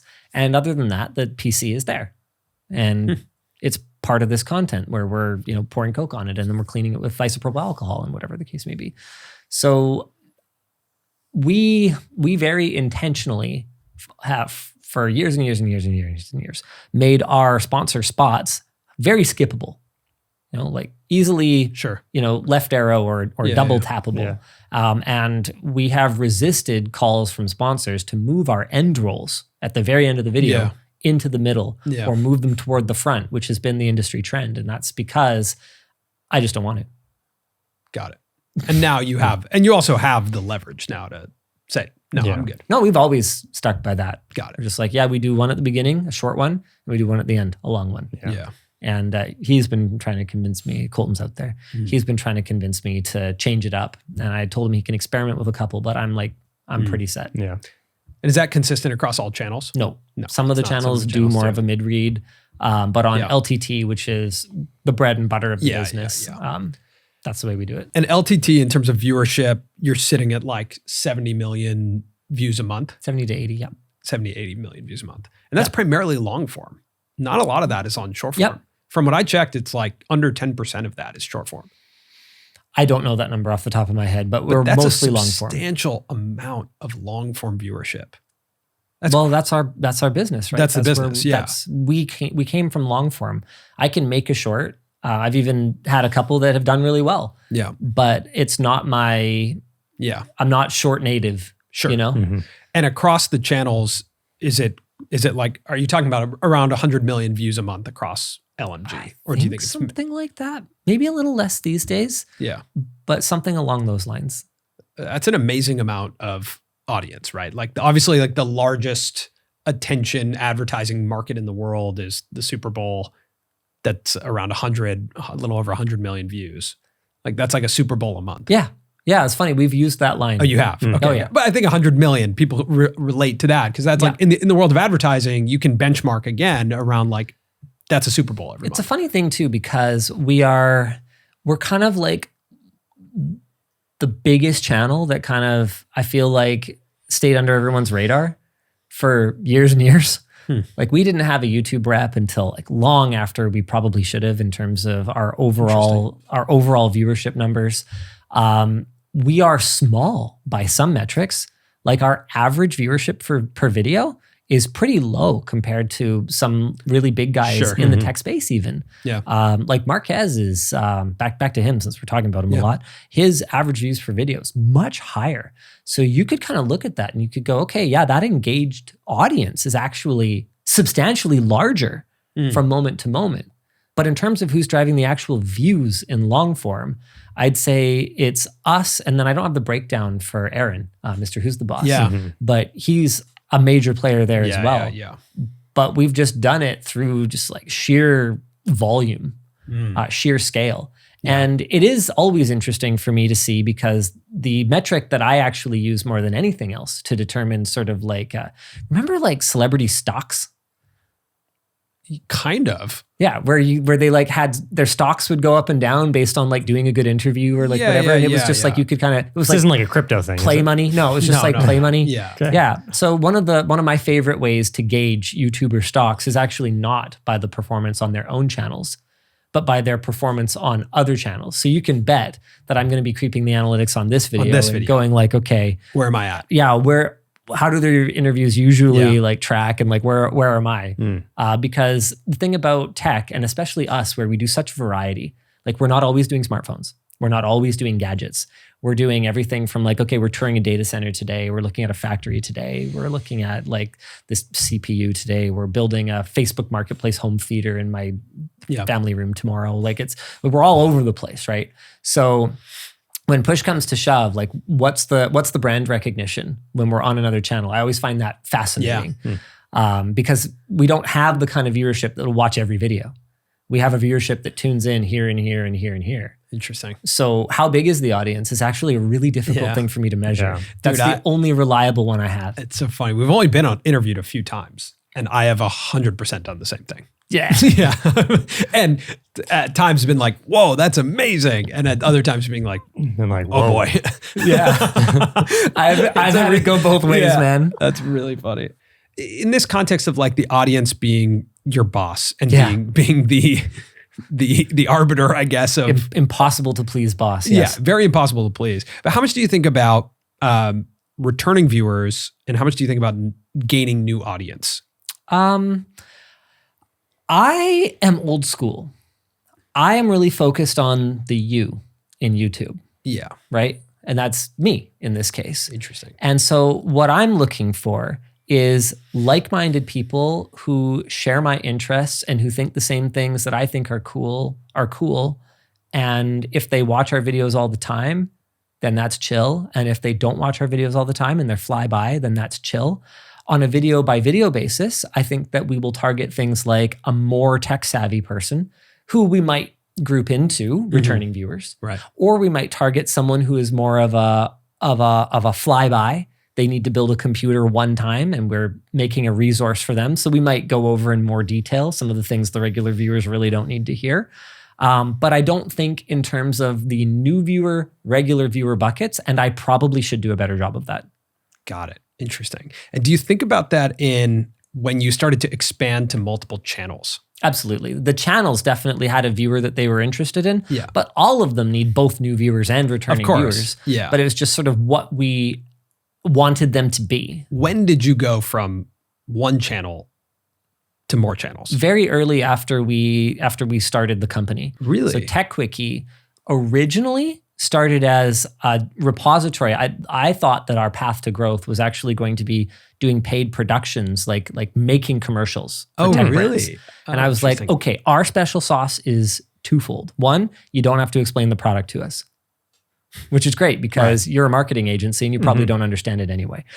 Number two is we're going to build up this channel where we're going to publish the ads and they're going to get like a bunch of views there and it's going to be basically free real estate, you know? And so some of the earliest uploads on TechQuickie, they're gone now, or they're unlisted now, but some of the earliest uploads there are actually just like ads for like AData and Corsair and Samsung, just like random brands. And we did some weird stuff. We did this one where like a ninja breaks into the house or something. Like steal an Internet SSD native or ad agency or production company, right? Exactly. Is kind of the Production concept. Yeah. And then I was like, okay, but no one's going to subscribe to a channel that's just ads. What did I know about what was coming? I mean, there's channels these days that basically every video is like fully sponsored and whatever, but I thought that was crazy. So I'm like, no one's going to subscribe to a channel that's just ads. Let's create a format that will drive subscriptions here and we'll try to build it up because lots of people had secondary channels. So we came up with the fastest possible format and for TechQuickie and just like quick explainers of basic concepts that realistically the LTT audience had probably outgrown. Interesting. And do you have, because now how many channels do you have under LMG? It's complicated. Yeah. So we have, I think it's like 8 or something, but a handful are pretty much hiatused right now. So the ones we are actively uploading to are LTT, LMG Clips, TechLinked, PSU Circuit? PSU Circuit, yes. I'm just going to Game Linked? Not Game Linked. Not Game Linked. Game Linked is hiatus right now. Yeah, that's it. So we have contracted a little bit to help streamline and focus right now. Do you have laws for launching a new channel? No.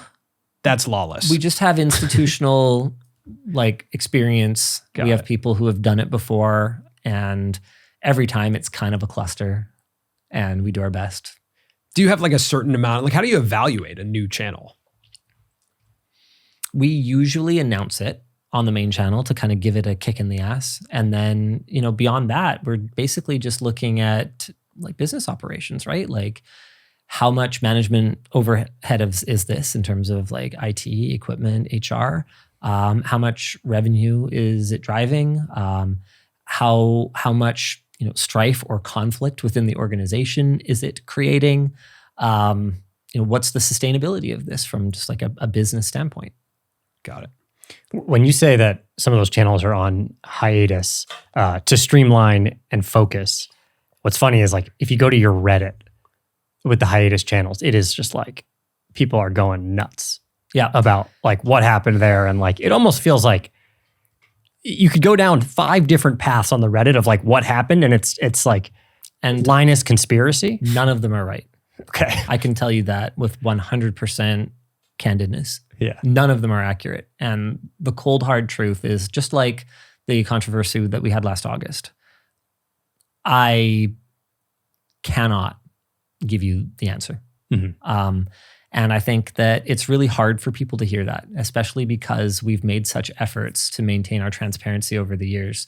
I think it's really challenging for people to hear that the cold, simple truth is that I cannot give you the answer because there are privacy laws that protect both our current and former employees that would restrict my ability to tell you anything about the details of whether they quit, were laid off, or were fired, right? Those are all 3 very different things, right? But no matter which one of them it is, I can't tell you the circumstances. I can't even tell you which one it is. I can't give you names. I can't give you anything. And that's right. That's a good thing. That's good.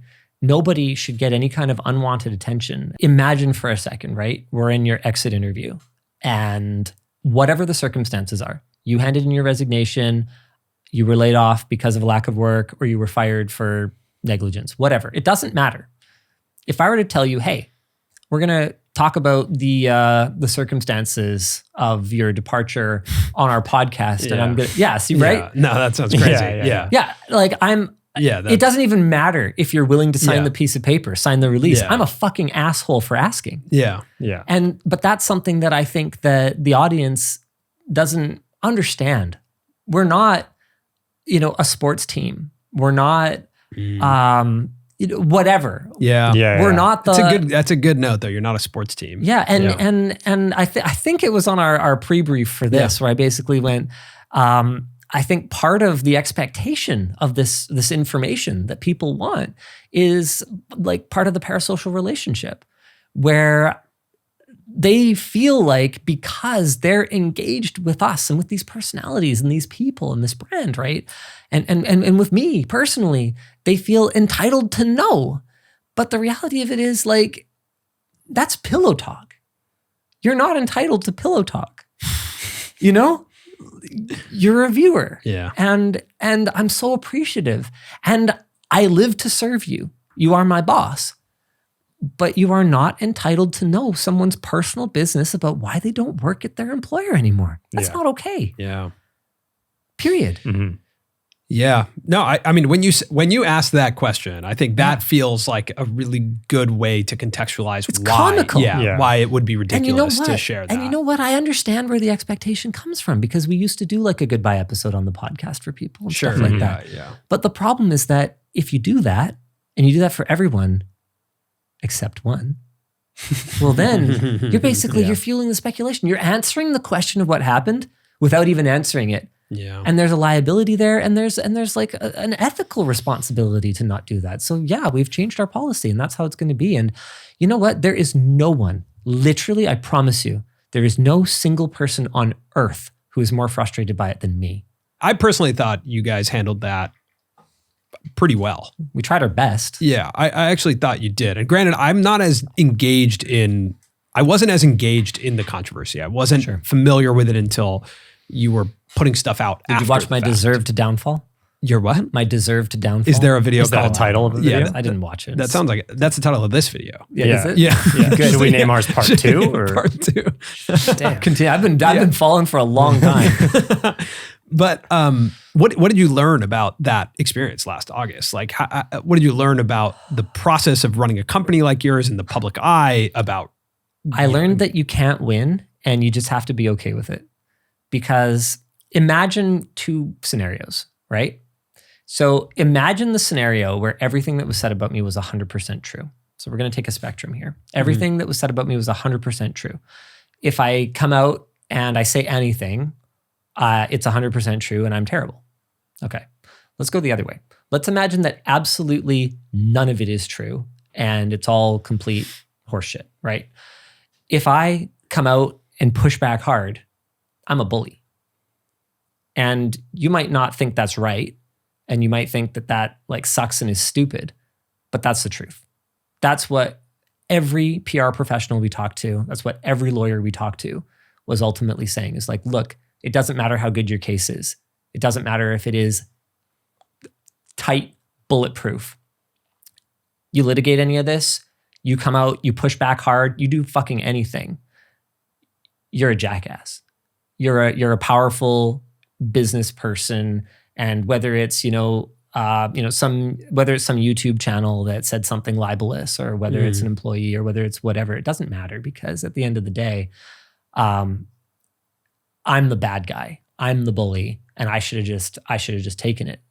Because if I try to silence them, I'm taking away their voice, right?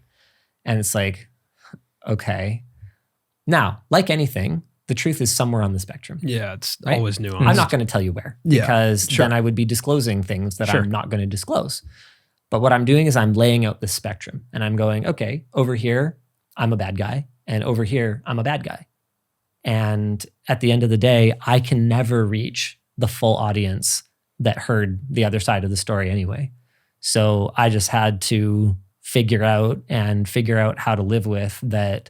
My reputation is irreparably tarnished and there's absolutely nothing I can do and there's nothing I could have said that would have changed it. But there are changes that you made internally after that. But I think what a lot of people are missing about any changes that we've made since then is that the vast majority of them were in progress. I have seen the narrative that, it was because of that they hired these people and they did this and they did that. And it's like, well, like the CEO, like the leadership changes that were happening at the company had literally, we've been in talks with them for an extended period of time. Yeah, it's not a quick hire.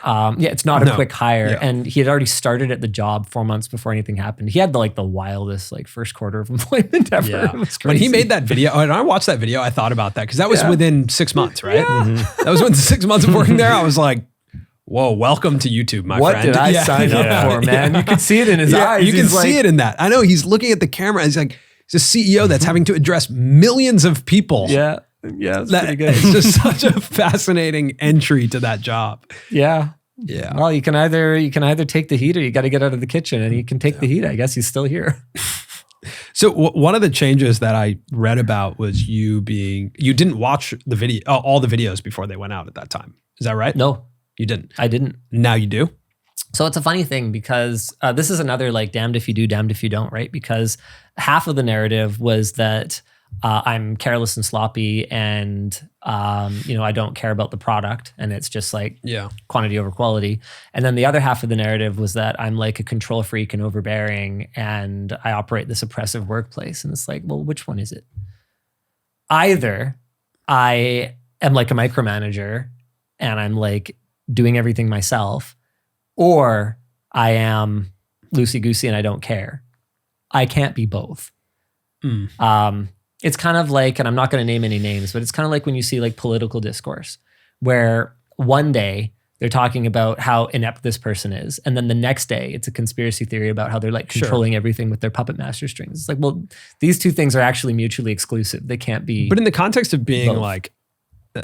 Overly involved or micromanaging and being loosey-goosey, So to a fault. That can happen in the context of two different departments or two different, making videos and, I don't know, team management. I don't know what I do is are. make videos. The only team that I ever managed. So you're was the only video involved making in the video pretty making much. process. Okay. And I definitely, especially when I was still CEO and I'm still primary shareholder, I dabble in everything. Yeah. But the day-to-day for me is making videos. Got it.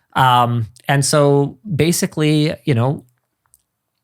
what I kind of realized was that, right away, I was just going to have to embrace more. I was going to have to take the reins back tighter because I had loosened them up in a big way. And I was just kind of like, okay, let's, go for it, get it right, do it right. And, massive credit to our team. What we do is not easy.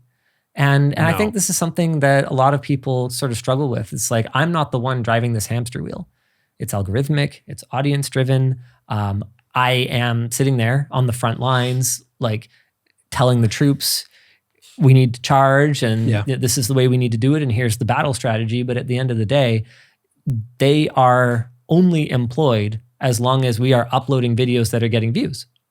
It's that simple. Right. Right. And so, I don't want, so they work hard and we have a world-class team. I use the word world-class to describe our team all the time. And it really is apt. We are competing at the top of the game and we do so as a team. But there were obviously areas where I needed to oversee more.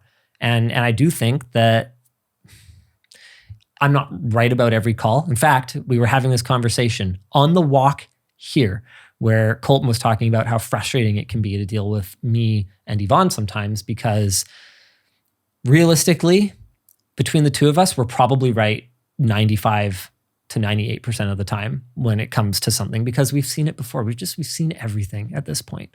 And what can be really frustrating is those 1 to 5% of the time when we really are wrong and getting that across. And I value so much the team's willingness to kind of go to battle against me and push back when I'm wrong about something because it totally does happen.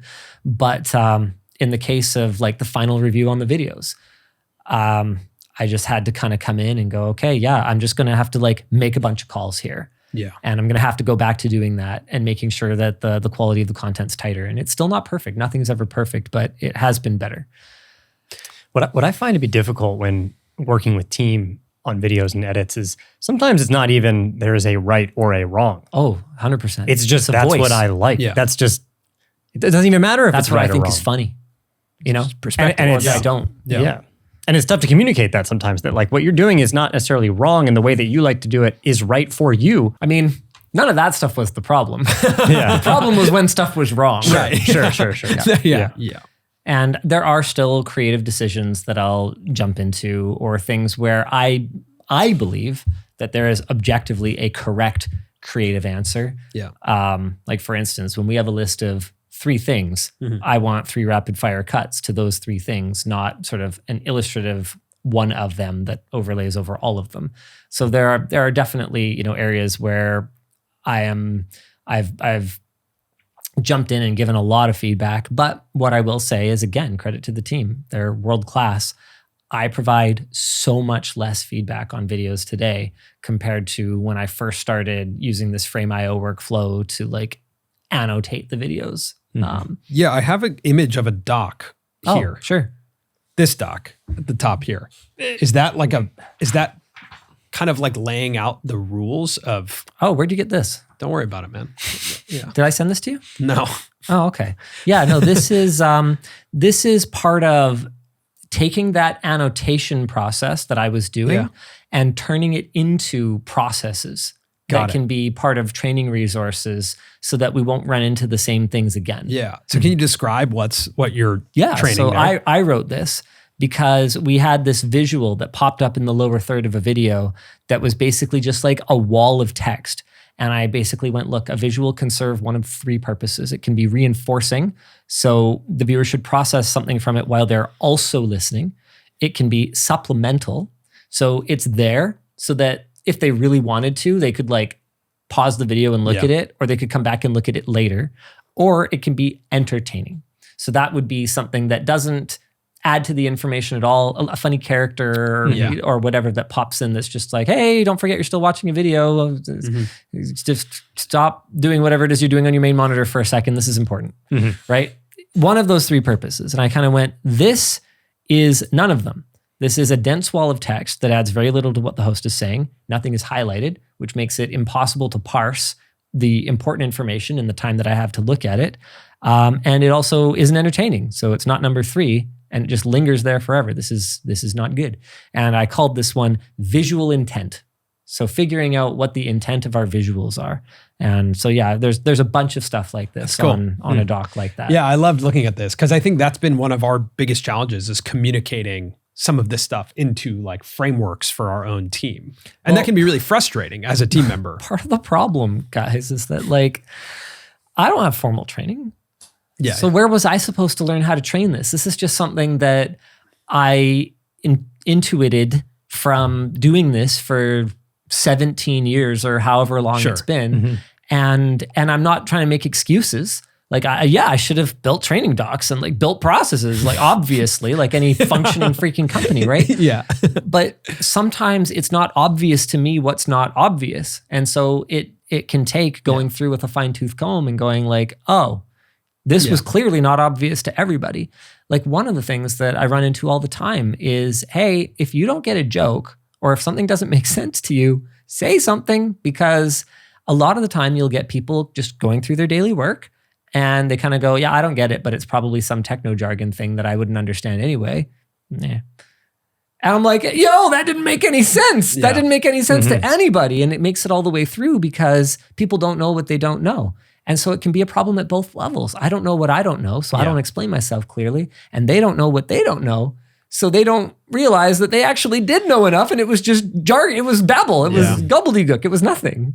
It didn't make any sense. I think the takeaway for me is how important it is to come up with that vocab, right? Whether it is like the word scam or review, the same thing applies to like your internal decisions that you make based on taste and communicating. It's so hard. You know, this is called visual intent. Okay, now we have a language to talk about. And that's a visual. That's the easiest way for me to identify commenters or people on Reddit who have never worked in a mid-sized or large team. Right. Where they're just like, this shouldn't happen. This should be impossible. I'm like, bro, you ever played telephone?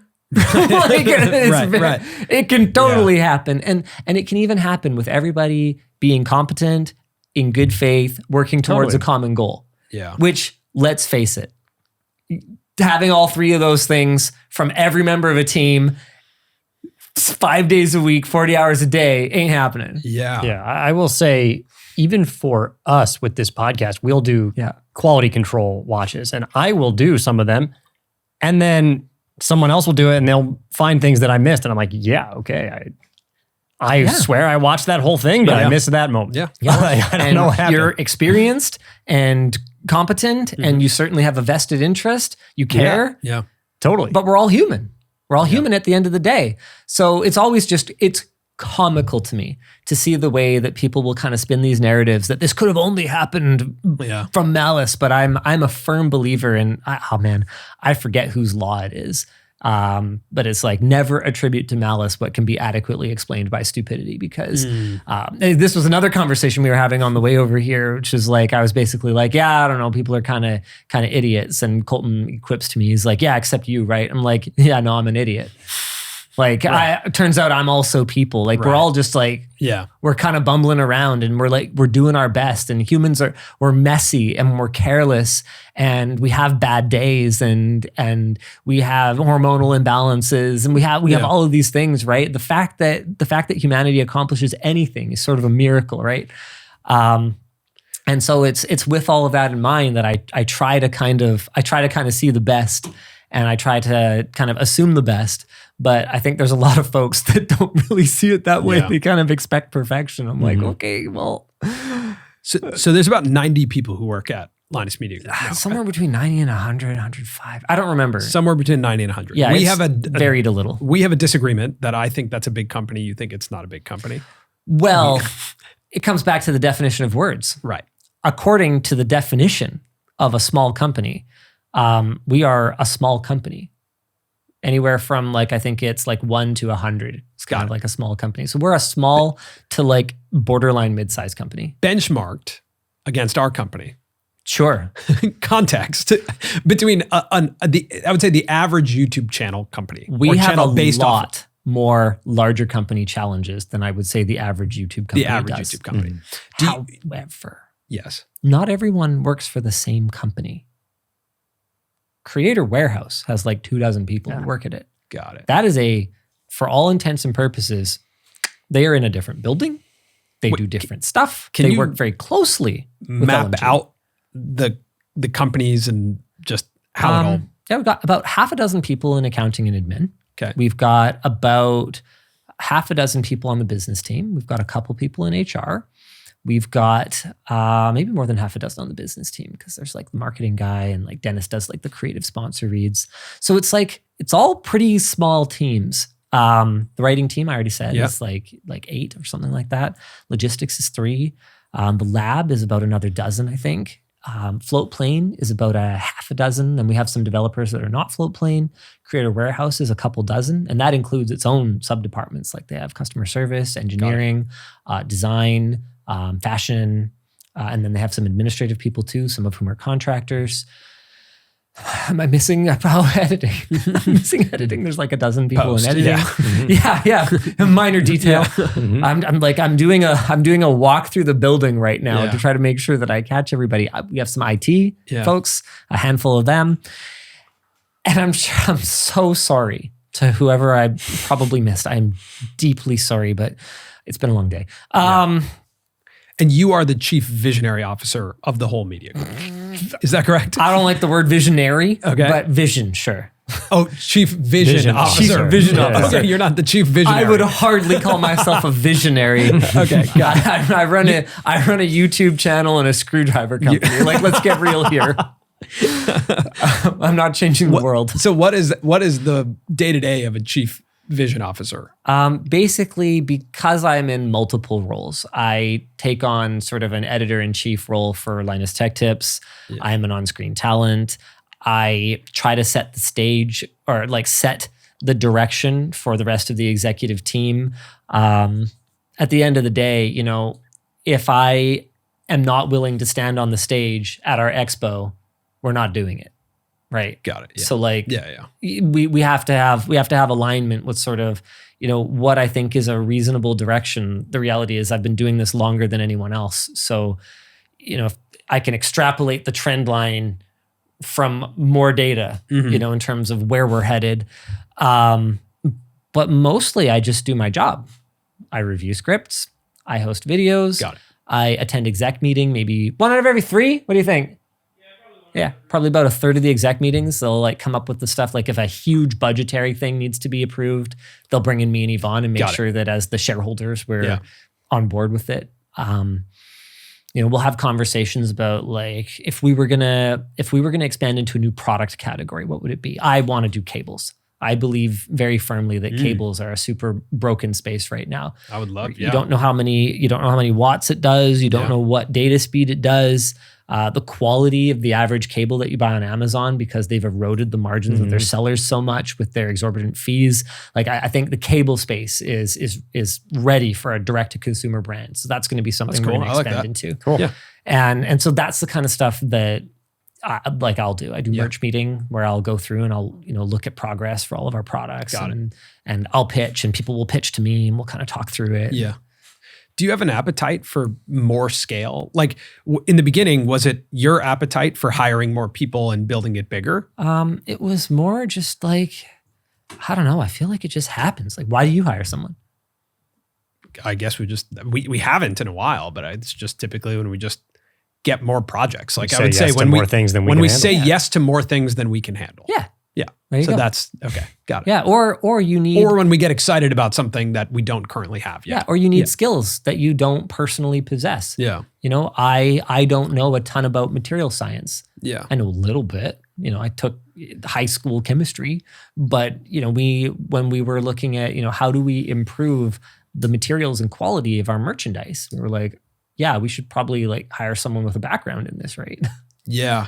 But I don't have I get very scared of building a team so big, at least again, from my context and my relative scale, like building a team of that size of 90 people. I feel like I wouldn't know how to. It's really hard. Do that. There's days that I wish it was smaller, and not because I don't like and enjoy working with all those people, but because I miss having a personal relationship with every single person at the company.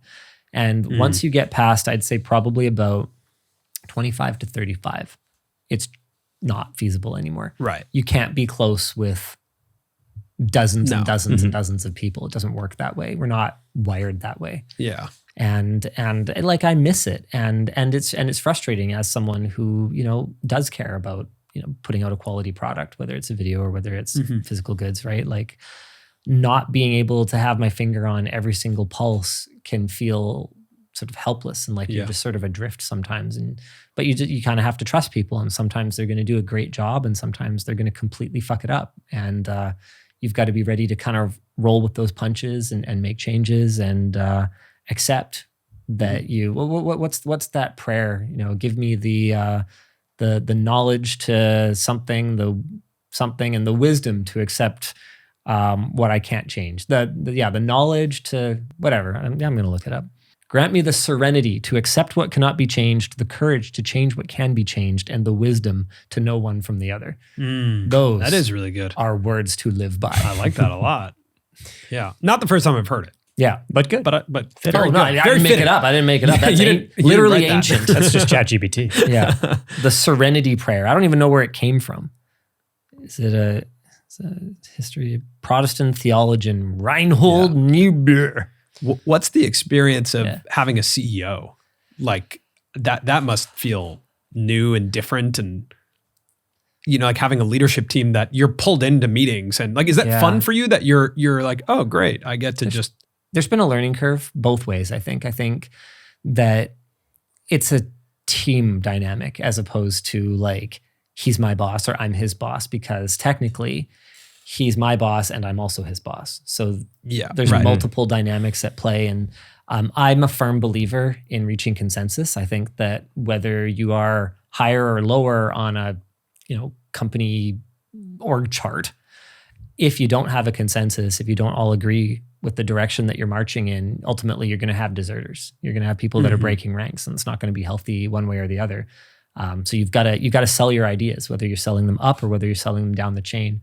And so I think that, basically the biggest benefit for me has been to have someone taking care of the administrative things, someone running like skip level lunches, making sure that individual contributors are getting a chance to meet with their boss's boss and to express their concerns. One of the things he coordinated when he came in was a management training seminar for all of our managers and supervisors. We did like 4 sessions with homework and stuff, and we did role playing and stuff like that. Like, it's not that I wouldn't have wanted to do something like that. I was on camera. Literally on camera. Don't know how. What am I supposed to coordinate this? Yeah. I just had too many things on my plate. We had a part-time company leader because I was on camera. Right. Yeah. And some of the stuff last August had to do with the workplace, right? Yep. And so those changes, have you made changes in that direction, or like, how do you feel about what that means? Like the workplace and coming to work at LTT or at LMG? I don't know if I'm going to be able to answer that question without fair. addressing the claims, which I won't be doing. Yeah. I mean, we released our statement. So what I'll do is I'll paraphrase. After the third-party investigation, the claims were found to be unsubstantiated and unfair. Got it. I think that unsubstantiated says a lot, and I think that unfair says a lot more. Yeah. So fine, I'll answer your question. Has anything functionally changed other than, tightening up our processes and expanding our leadership team, which we were already working on? No. Yeah. Like, I'm sure some things are different. Absolutely. Sure. You're always evolving. You're always changing. But at the end of the day, no. Yeah. And a lot of the changes that we were being criticized for were things that had already changed anyway. Like, one of the criticisms was that my wife and CFO was handling HR things.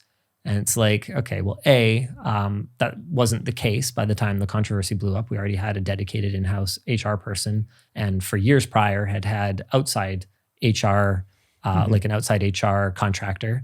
And for 2, it's like, well, who the fuck else are they supposed to talk to?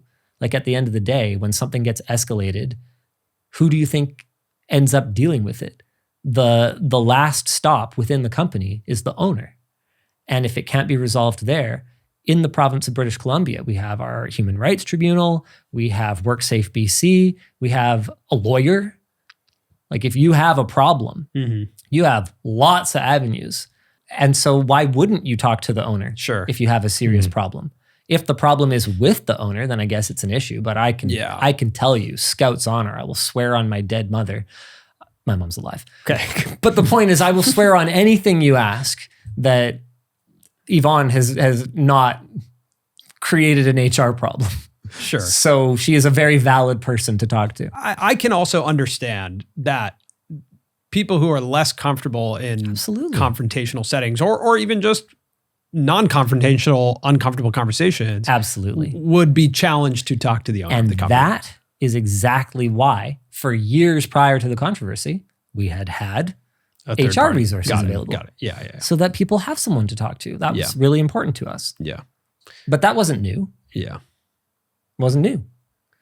Yeah, a lot of this stuff is so interesting because it's like being a creative, making great videos, making videos for the audience, like that occupies more than, when you're talking about like RAM in the beginning of the show, it's like, that occupies more than 100%. Yeah, it can. So to open up space, like it's just sometimes you don't even have the learning or the understanding of, at least I'm speaking for myself here, of like, what does building a company look like? Like, that's not actually my craft. My craft is making videos. Yeah. So to then adopt the craft of building a company is, it's just a whole other thing. I think for ourselves, I think the best thing we can do is do a better job of like, and this is sort of separate now, but like, I'm just thinking about it, communicating our own vision more frequently. Yeah. Right. Yeah. So people, who was it? Scott Belsky from Adobe said something amazing. He said like, leading a creative team sometimes is like, you're in the driver's seat and all the windows are blacked out. Yeah. The team's in the back seat. Yeah.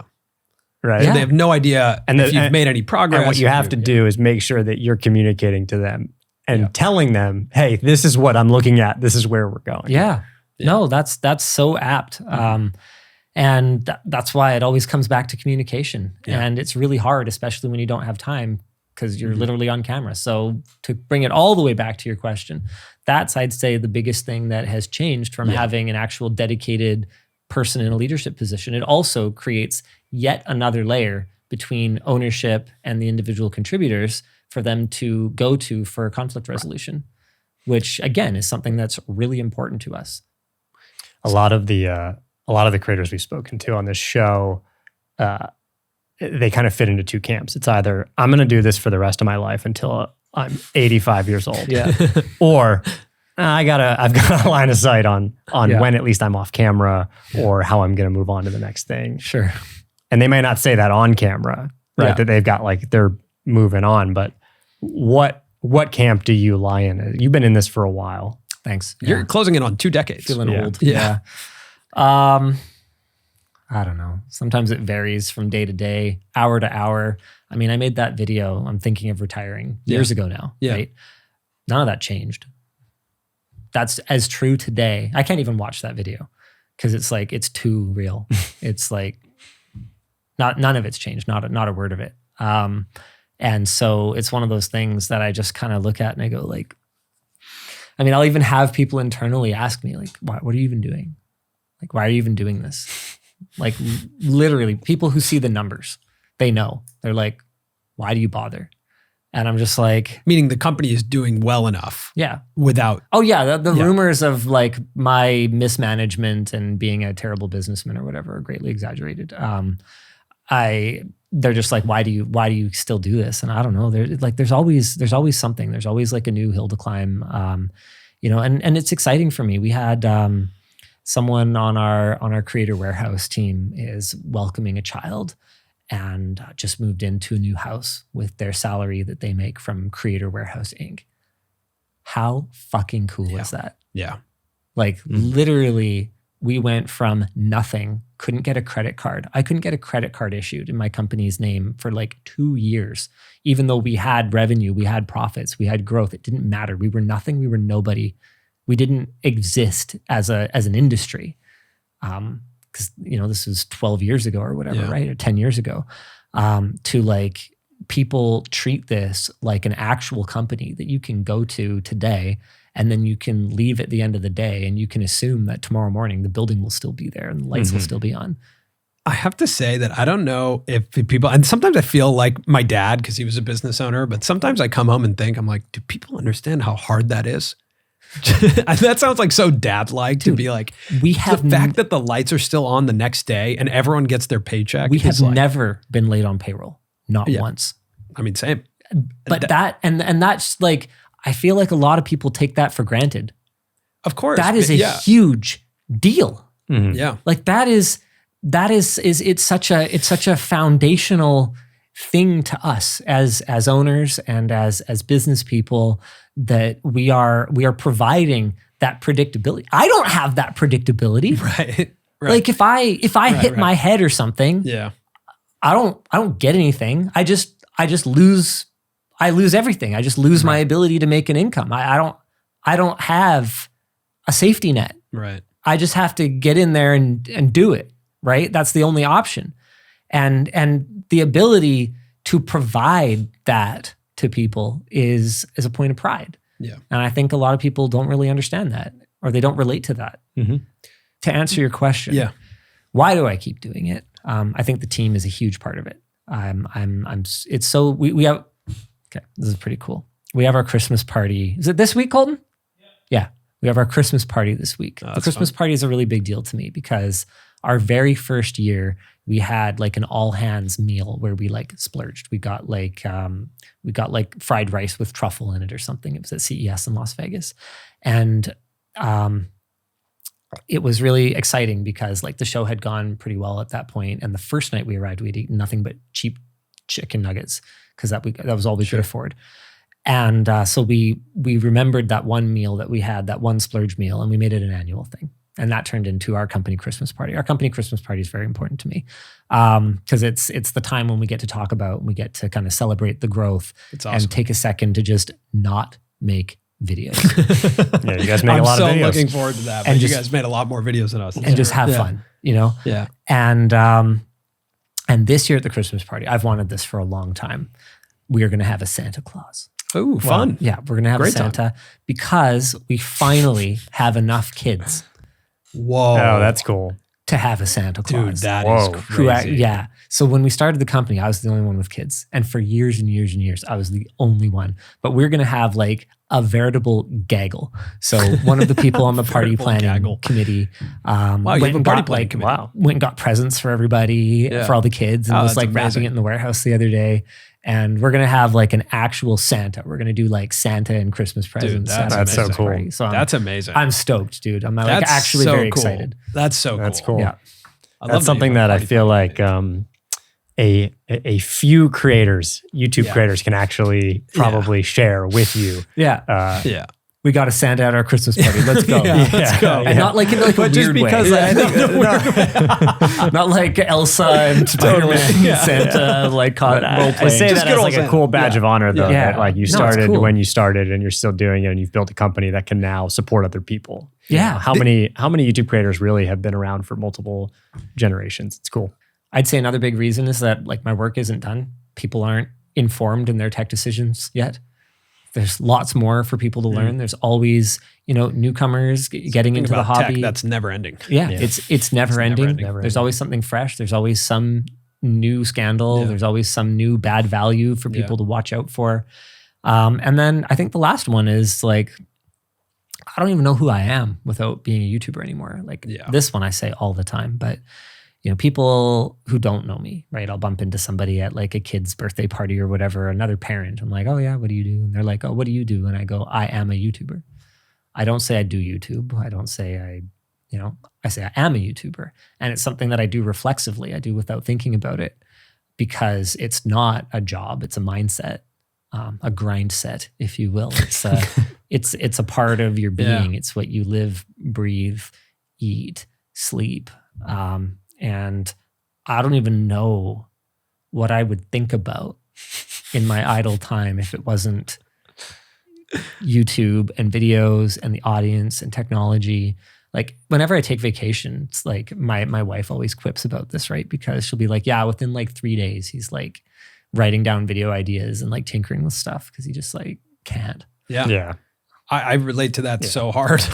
That is exactly the case. But I'm tired. Yeah. Everything that I said was true. Yeah. So make of that what you will.